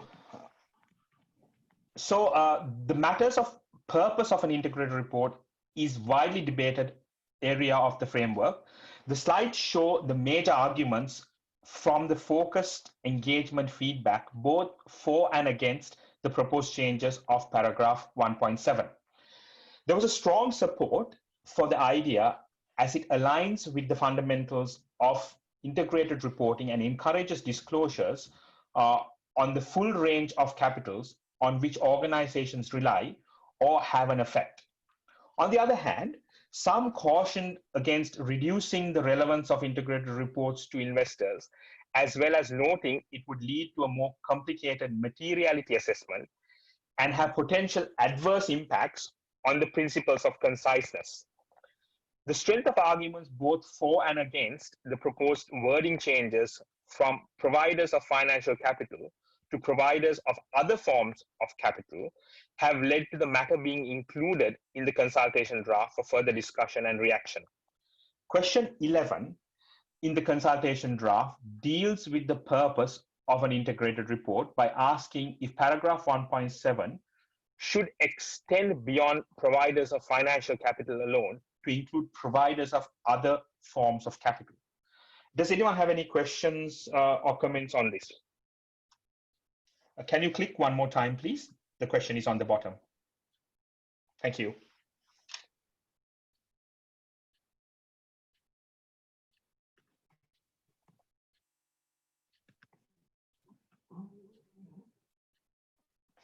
So there are a couple of comments. Mr. Raman, can I ask you to unmute and state your question, please? Am I audible now?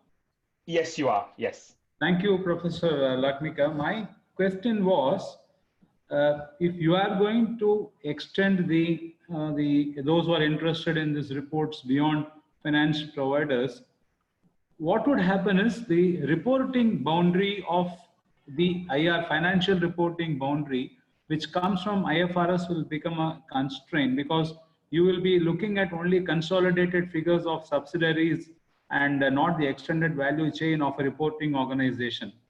Whereas the stakeholders other than the financial providers will be looking at even the financial outcomes of an extended value chain.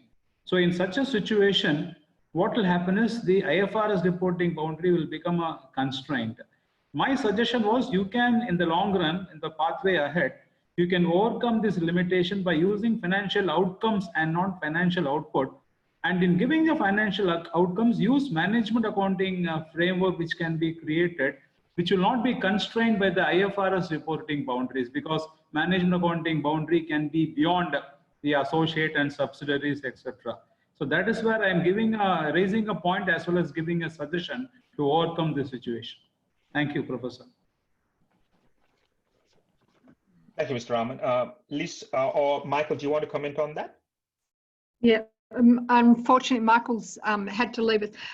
Just in relation, the issue of reporting boundary, when we look at what's material and what should be included in the integrated report, it should include or disclose information about matters that substantively affect the organisation's ability to create value over the short, medium and long term, which is obviously different to materiality when we're looking at a financial statement perspective. Now, when we look at the reporting boundary, and this is key to the materiality determination process, because the determining the boundary for integrated reporting actually has two aspects. Firstly, the financial reporting entity, so that's the boundary used for financial reporting purposes, but we also need to consider risks, opportunities and outcomes attributable to or associated with other entities or stakeholders beyond that financial reporting entity that have a significant effect on the ability of the financial reporting entity to create value.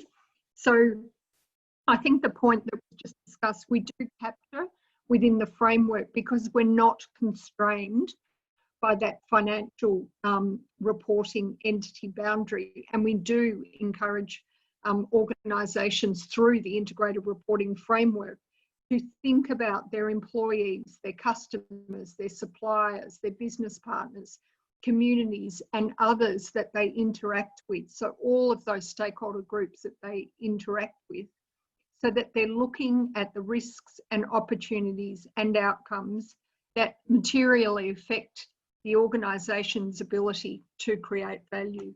So I do argue that we're not constrained by that financial reporting boundary. And the reference is figure 3 in the integrated reporting framework. Thanks, Liz. I'd like to invite Professor Ho. He's made a very interesting comment. If you can further elaborate on that, Professor Ho. Yep. I think my argument is the fact that a report should be a bit more focused. Otherwise, in that sense that because it is always tagged along with the rest of the financial reports and the annual report, if you make it into all stakeholders, remember you have 7 capitals, and then when we start applying to each one of them, then you have different sets of challenges. Then your report can become very huge because to each of the capital providers, they have very different needs, right? They are seeing it from very different perspectives. And if you want to satisfy all of them, the danger is that you may end up trying to satisfy all of them, but none of them in a satisfying manner. So this is my fear. And my suggestion would be the fact that make IR very, very successful as a report that does very well in one dimension, maybe the financial capital first. And as we move forward and become a mainstay document, then we can extend its wing in modified manner to deal with the other capitals. Right. That's all. Thank you. Thank you. I think, can I just ask Asita to share some of his comments, because Asita's been an audit partner or managing partner in one of the big four accounting firms in Sri Lanka. I think there'll be some interesting views from his point of view. Yeah. Hi, Lukmika, thanks for directing the question to me or seeking a view. Yeah, on this particular point, can I be heard? Is it okay? Yes, we can hear you very well. Thank you. On this particular point, perhaps one way of looking at it is the level of, if I could use the word influence, or the, of the particular capital in terms of the contribution, the importance of it in terms of the nature of the business. And in that sense, the shareholder primacy is important in markets where there's a shortfall in financial capital, and that's perhaps has a bigger voice, and there's protection by the Companies Act and financial accounting standards as was mentioned earlier. But it may be that for the success of a business, there's a different one of the other capitals, like in a high technology process, the human capital, retaining the people, training the people, and so on. And therefore, the focus may shift, and one needs to recognize that. And that's sort of one thought I feel is relevant in this context of the primacy of financial capitals. I also, since you sort of asked me an open question, I feel that the need for assurance in some form in this whole process is important. And we spoke earlier of the question of statement of responsibility, and the need for perhaps outlining the process in terms of putting together the report so that there is more credibility, and there is sort of, shall I say, it's evidence-based, and move away from the perception that it is not sufficiently supported with hard information, or there isn't sufficient process that captures this information. Maybe it's an unfair comment to make in a general sense, but that's one. So assurance and statement of responsibility are two important things in my mind to bring into the process. Just a few thoughts that I thought I'd present. Yes, Asita. Yeah, one other quick one, sorry, if I may, is the whole question of, I don't know what the others' views are. I'd like to ask the question of outcomes, and in the question of outcomes, comparability of outcomes across industries, across financial periods, basis of measurement.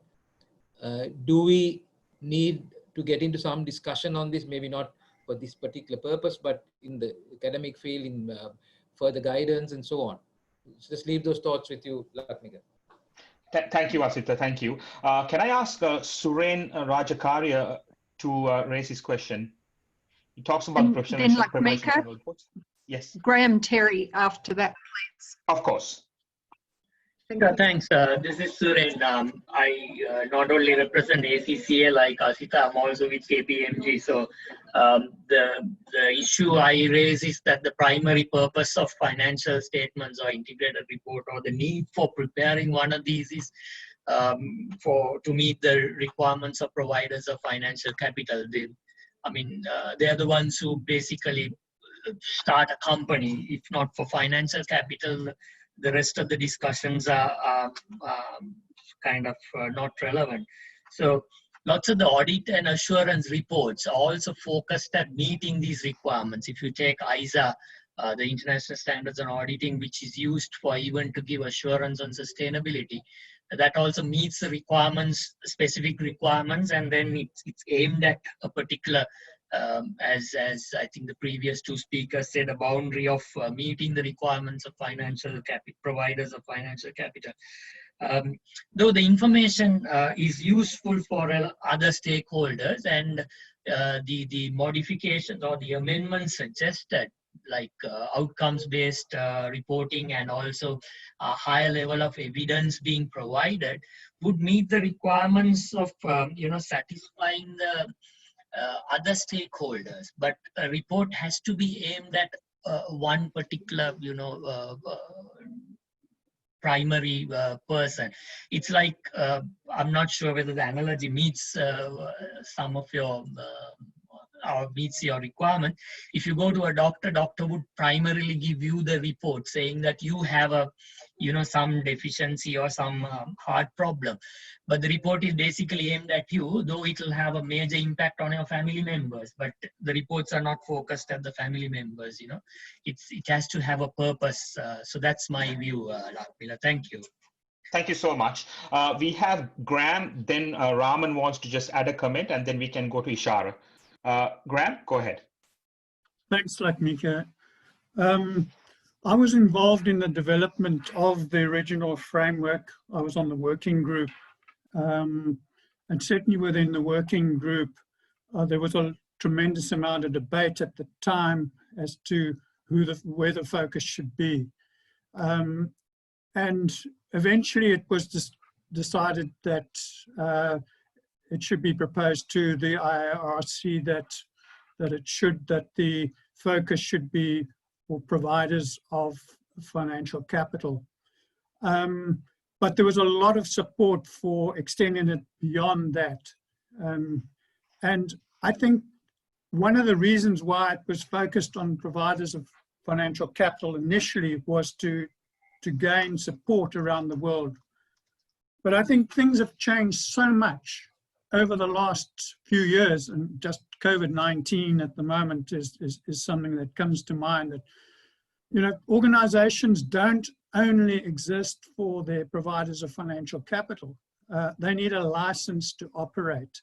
They operate within a community, and a community can shut out an organization.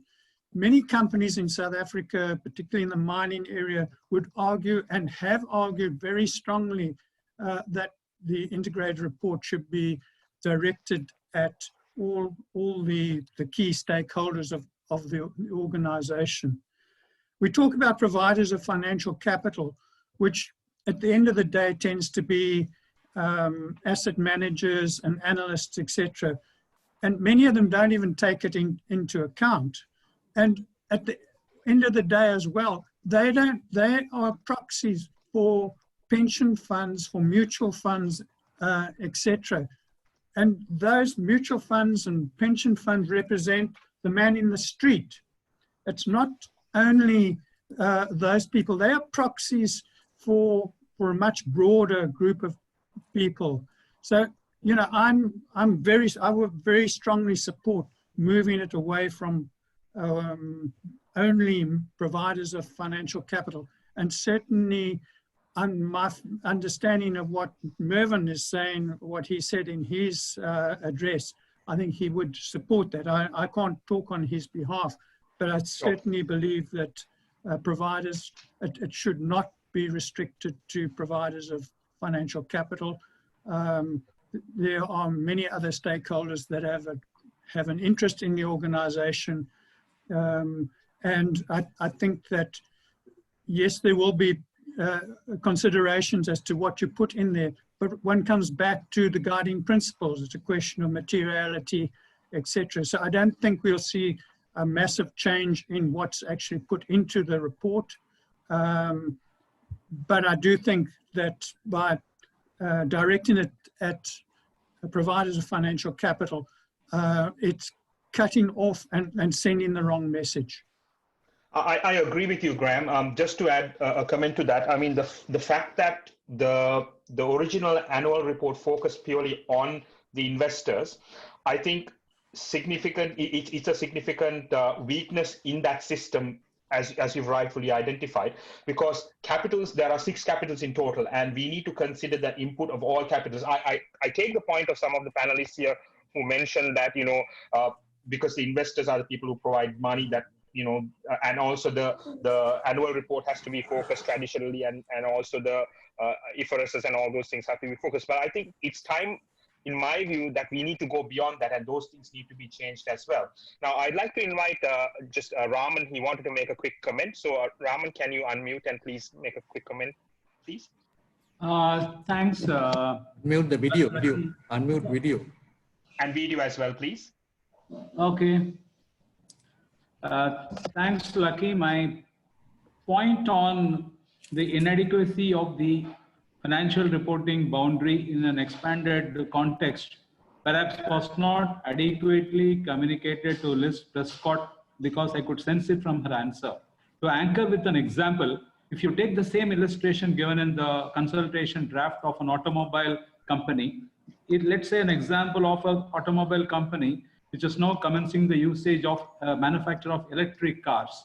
Now, they may have done successful in reducing the environmental damage, their carbon footprint may be lesser. But suppose by chance the customer problem with reference to the maintenance and the battery charging increases and the total cost of ownership increases. Now, in terms of materiality, the cost of maintaining that car increases for that customer. Now, in a typical financial reporting boundary, you can never capture that because it's all about the debits and credits of the reporting organization. You don't capture the financial impact or outcome in the hands of a customer. Whereas this is a material issue from a financial outcome angle. In this context, a management accounting tool like measuring and management of the total cost of ownership of the customer can come in handy, but you can place it as a financial outcome which has impacted the customer in terms of materiality and thereby overcome the limitation of financial reporting boundary. This was the way in which I was visualizing the anchoring of the role of management accounting in the days to come when you move beyond the scope of a finance provider as a stakeholder. Thank you. Thank you, Mr. Raman. Can we have Ishara to give a quick comment, please? Hi, it's actually Ishara. Ishara, sorry, my apologies. That's okay, that's okay. I actually wanted to link this to materiality because anyway, for an integrated report, am I audible? Can you unmute your yes, video? Absolutely. Unmute your video, right. Yeah. Yeah, so what I want to do is to link this to materiality. So when a company does the integrated report, you're supposed to do a materiality assessment. So like Professor Graham said, there's not going to be a lot of additions to the content of the annual report because what is material, even though it's financial capital providers or any other capital providers, will be included in the annual report if it is material to your value creation ability. But then what this will do is will compel organizations to do a much more comprehensive materiality assessment, which will provide greater inputs when managing the organization. So in that perspective, I think it's a positive addition. Okay, thank you very much for that, Ishara. Can we have Professor Samanthi? She wanted to make a quick comment as well. Yes, thank you, Lakmika. So I am in favor of expanding the view because it is true that the shareholders or the investors put the money to the organization. However, even the outcome on them will be linked with the satisfaction of the expectation of other providers of capital. Now, if you take for an example, a plantation company, finally the financial outcome or the profits that the company will be generating will be dependent on number of other factors like the quality of tea. The quality of tea is dependent on the human element involved in plucking the tea as well as the processing of the tea and the various other related aspects like maintaining the quality of the soil and so many other factors. Therefore, if you consider mainly if you report from the point of view of the financial capital provider, this interconnection you will not be reflected sufficiently in the integrated report. So even in the fundamental concepts of value discussed in the IIRC framework, it is discussed the value is dependent on the resources and the relationships that is used and affecting an organization. So that is why this broader perspective is required. Even as Ishara said, when you do the materiality analysis, it is not done for the reporting. It is done to develop the strategies of the organization and the resulting actions of the of an organization. Therefore, this broader view of capturing the different capital providers is an essential requirement. Then only the integrated thinking will work, in my opinion. Okay.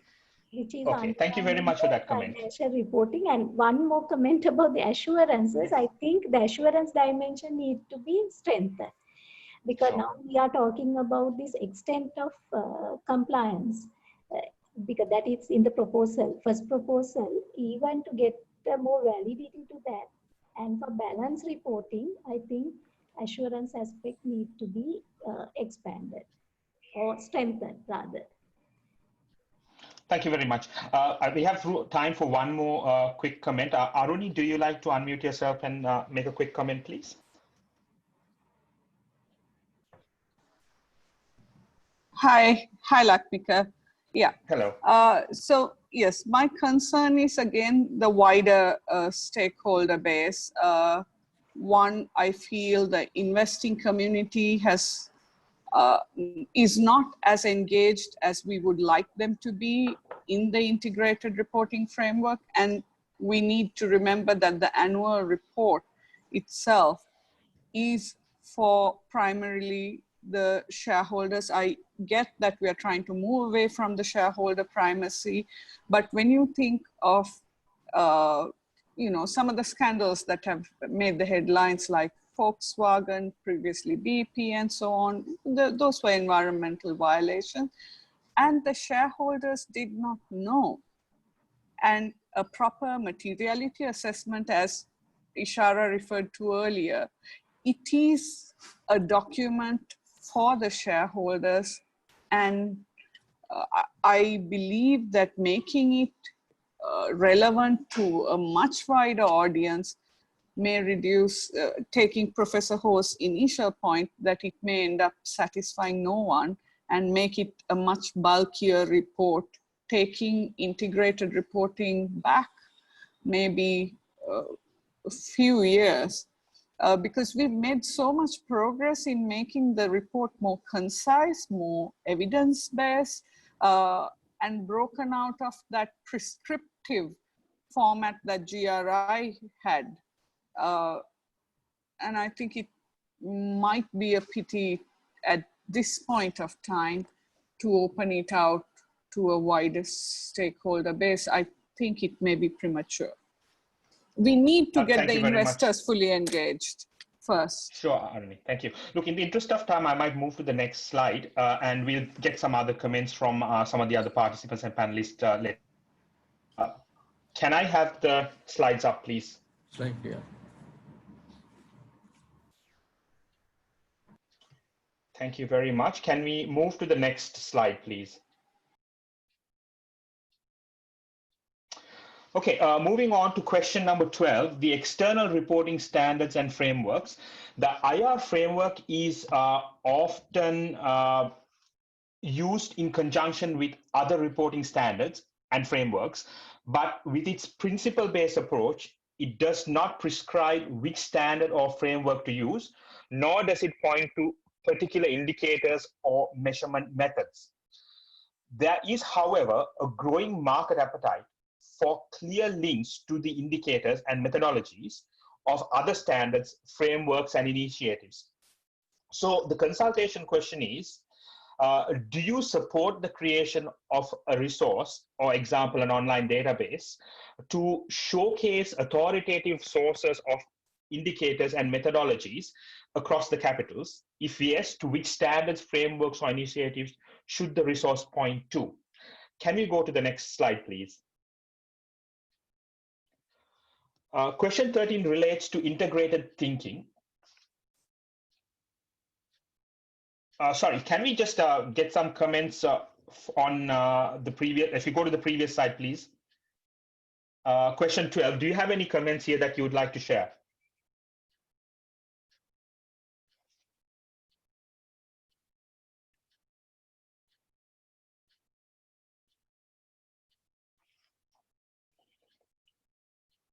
Can I ask Lasantha Wickramasinghe, he was the former president of CA Sri Lanka. Do you have any comments, Lasantha?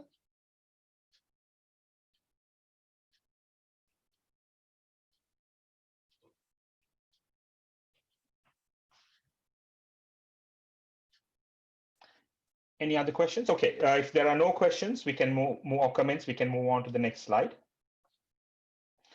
So question 13 relates to integrated thinking. I think this is a very important aspect. Integrated thinking is identified in the IR framework, and the concept is further addressed in the IIRC's online FAQs. In 2018, the IIRC launched the Integrated Thinking and Strategy Group to translate the concepts of integrated thinking into practice through illustrative case studies. Yet there are continued calls for more comprehensive explanation of integrated thinking. So this consultation question, should the IIRC more fully address the concept of integrated thinking?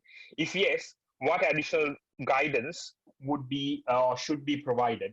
This is, I think, a very interesting section, so I would really like to hear some comments.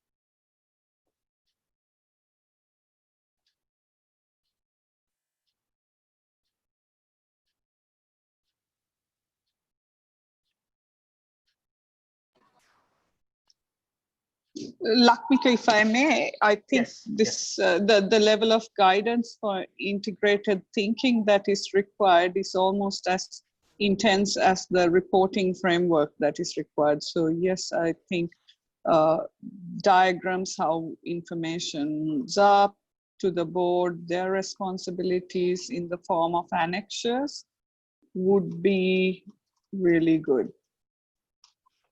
Excellent. Thanks for that. Can I ask Raman? He wants to give some feedback as well. Thanks, Lucky. This is a very interesting area because right from the beginning, I have been having the opinion that there is an emphasis on the integrated thinking is somewhat soft in the whole framework. But there is one important lurking, I would not say a danger, but there is a very important risk in the form of an overlap with another domain called strategic planning domain. So throughout the world in the business schools and on the leading the business association, strategic planning is a very key field which is driven by so many experts. So any work which we do, of course, it has to be done. We need to keep into account these strategic planning experts, academia, or in the form of practitioners as the key stakeholders in whatever we are going to write in the integrated reporting framework on this topic. So this is just a note of caution I am raising, but strongly supporting the view that we need to focus on integrated thinking. Thank you very much for that. Sorry, Andrade, I was told that you may have some comments to present.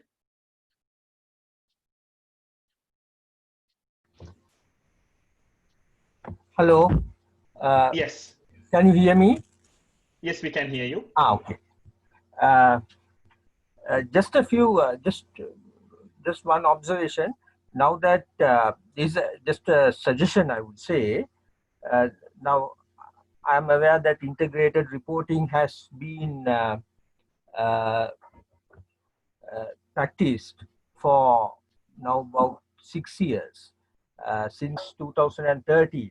And I think in Sri Lanka also we have been having 5 or 6 competitions. So now we have reached the stage where we are looking for a revision. I think while this type of theoretical discourse is very useful, from the empirical side, could the IIRC also look at the success factor of the integrated of these companies which prepared integrated reports and practiced integrated thinking vis-a-vis those which did not do so, especially in the context of the current pandemic and you know, the other very significant developments in the global economy, like the rise of nationalism, and see whether the companies, whether integrated reporting and integrated thinking help those companies or rather enhance their chances of survival. I think that is something which the IIRC could look into at this very critical juncture where we are trying to revise this framework. Thank you. Thank you. Thank you very much. Can we have Graham next, please? Thanks, Latmika. Yeah, I think that as Professor Mervyn King mentioned, certainly organizations are more integrated today than perhaps they were before, but I see it as a continuum where organizations are, some are more integrated than others.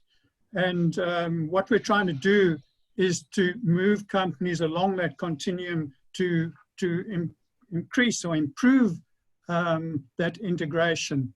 So, and I think many organizations are confused about integrated thinking. There are guidelines, or there's discussion of integrated thinking in the framework, but it's not pulled together. And I think there's a lot of confusion. I would like to see maybe some guiding principles for integrated thinking, addressing certain issues that might make it easier for organizations to understand what it actually is and how to go about it. And I take the point that Raman was making about treading on the toes of other disciplines like strategic thinking, etc. But I think adding guiding principles would be very helpful. Something that Professor Mervyn King mentioned also, which I think is just an indication or an example, but there's so much information that's coming into organizations these days. And an appreciation of that external environment is fundamental to being able to put together a proper strategy today. And some guidance around how does one deal with the external environment? If we look at reports that are put out by organizations, many of them put out reports that are very generic, very general in terms of the external environment. Now, one wonders whether the organization itself actually understands that external environment. And the external environment can have a massive impact on the success of the organization. COVID-19, another good example of that. And we should have seen this coming. There have been at least 5 major life-threatening epidemics that have hit the world in the last 10 years. As world population increases, it seems as though these epidemics or pandemics are increasing all the time. Now, that's only one example. Climate change is a massive, massive risk going forward. So the external environment, I think, is one area. Connectivity is another area that's very important. And I think organizations also should be looking at scenarios, because you can't predict the future. So the point I'm really making is that there's a lot of guidance, I believe, that we can provide to organizations to assist them with that integrated thinking, not going into the detail of how you go about strategy, etc., but providing guiding principles on integrated thinking. And I think that would help organizations to improve the integrated thinking and move them along that integration continuum. Thank you, Graham. Much appreciated. In the interest of time, can we move on to the next slide, please? Okay, there was a wide range of responses received to the question in topic paper 3 on technology and the analysis of feedback in detail in the consultation materials. There was clear support for the IRC to anticipate future corporate reporting mechanisms, identify the need and interest of report preparers to understand the practical benefits enabled in the technology, engage more closely with information users to better understand how information is sourced and applied. Many consider technology a key enabler of more connected, comparable, and reliable information. So question 14 on the consultation draft asks whether the IIRC explore the role of technology in future corporate reporting as a matter of priority. So what are your thoughts on that?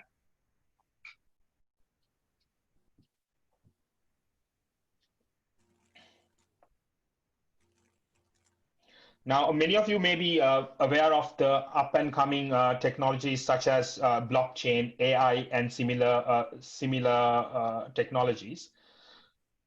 So thank you, Professor Ho, for that comment. Professor Ho, can I ask you to unmute yourself and just give a little bit more comment on this? Because coming from Singapore, I think you have a lot of experience in the technology side of things. One of the challenges in using IR is is the amount of information you need to collect.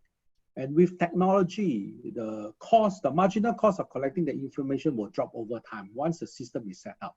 So I actually see having the technology for IR reporting is almost a necessity, right? Because you will be going through the data collection, the data analysis, and then providing arranging the data in such a way to provide evidence for all your outcomes. So I would really like to see IRRC working with a technology company, all right, to see how we are able to at least pioneer prototype maybe corporate reporting systems that has more or less the IR framework embedded into it. We are developing system for financial reporting, all right, for compliance with new accounting standards. Why can't we develop system that is IR compliant? Right. Thank you. Thank you for that comment, Professor.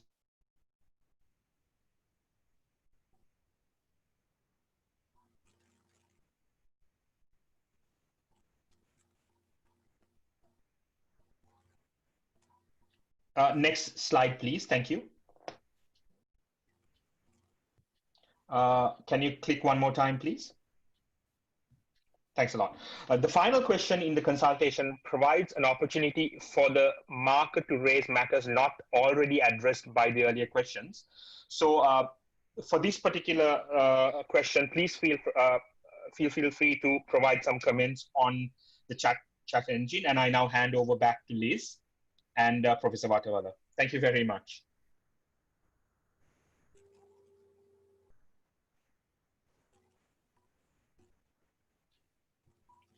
Professor Vatawala, Liz? Yeah, Liz, over to you. You can. Yes, if we can just move to the next slide, please. Okay, so we've now talked you through all of the questions in the consultation. And as I said, we're very grateful to have your feedback today. But how can you or your organisation help going forward? Firstly, please, if I can encourage you to complete an online consultation survey. It would also be a huge help if you could promote the consultation via your own website, social media, amongst your networks, and you can also include a related article in your organisational newsletter, and we would be very happy to provide some content for that. You can just go to the next slide, please. So again, the regional roundtable, you're obviously attending one today, and we have had a series of similar groups running around the world. This is about the 12th one that's run, and we've got at least another 10 to go. And to the feedback that we have been receiving about investors, we are aware that we have had an underrepresentation by investors in the focus consultation. So I am currently speaking to a number of organisations to ensure that we run some sessions that are specifically targeted at investors. The website that you see there on the screen has the list of all of the roundtables that are running at the moment. Next slide, please. And again, just to remind you that the 90-day consultation period closes on Wednesday, the 19th of August, and all submissions must be submitted via the online survey at the address you see on the screen. We will distribute the slides after the session, so there's no need to make a note of that now. But all of the consultation documentation is available at that web address. And on the next slide, just a bit of a promotional message about the IR's business network. This is a program that's been running for a number of years now. It's really our global flagship program, and the businesses in that network come from all around the world. They're looking at integrated thinking and strategy and reporting and sharing their experiences and learning from other leading businesses. We do have a whole program of activities and events available for the business network, and you can find out more on the IIRC's website at the address that you see there. So that's all of the information that we wanted to share with you today.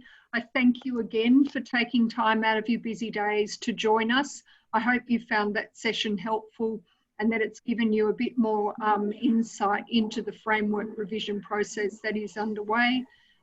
As I said at the start, the IRC's work is very much market-led, so it is important that we do hear your views on the proposed revision to the IR framework. I would very much like to thank Professor Wadawala and CMA for their efforts to facilitate this session today.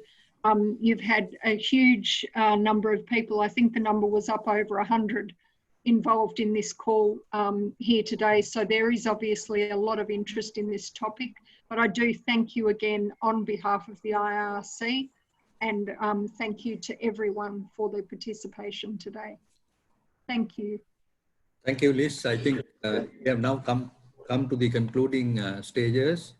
I must thank the IIRC team because they've done extremely well and for accepting our invitation. I think Liz and also Michael Bray and of course Associate Professor Lakmika Pereira because you have been very close to us, and I think we need to also our panel of judges for our competition, the IR competition. I think all of them are here because they are quite familiar with the Sri Lankan integrated report. So I know that they have been able to give very, very important inputs here, plus also the people, the other panelists who are here from the different audit firms, from our evaluation teams, and also a number of participants.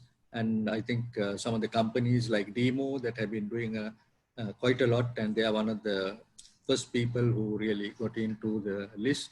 So let me once again thank the IIRC team for this very, very successful, I think, say the presentations you did and the feedback you got. But I know that you are expecting much more from us. So we will, now that we've got the teams here, we will again maybe go through the matters that you all have taken up, so that we should be able to maybe give certain other additional information or comments that we have.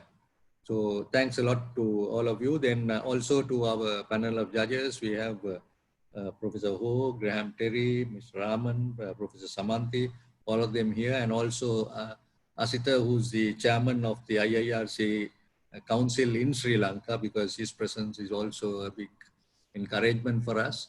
And all the participants, also from our CMA, we have had our council members, our Vice President, Mr. Hennaik Bandar, all of them participating.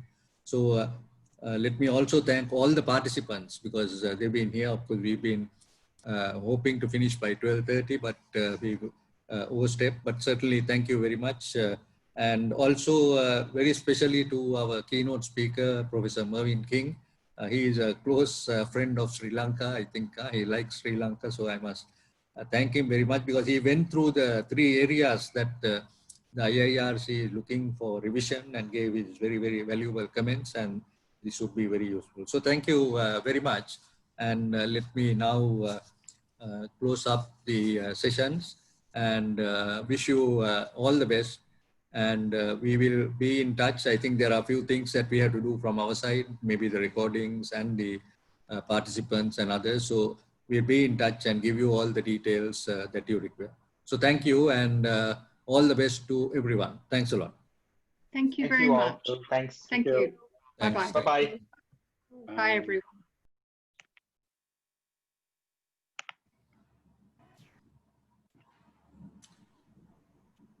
Raman, thanks a lot, Raman.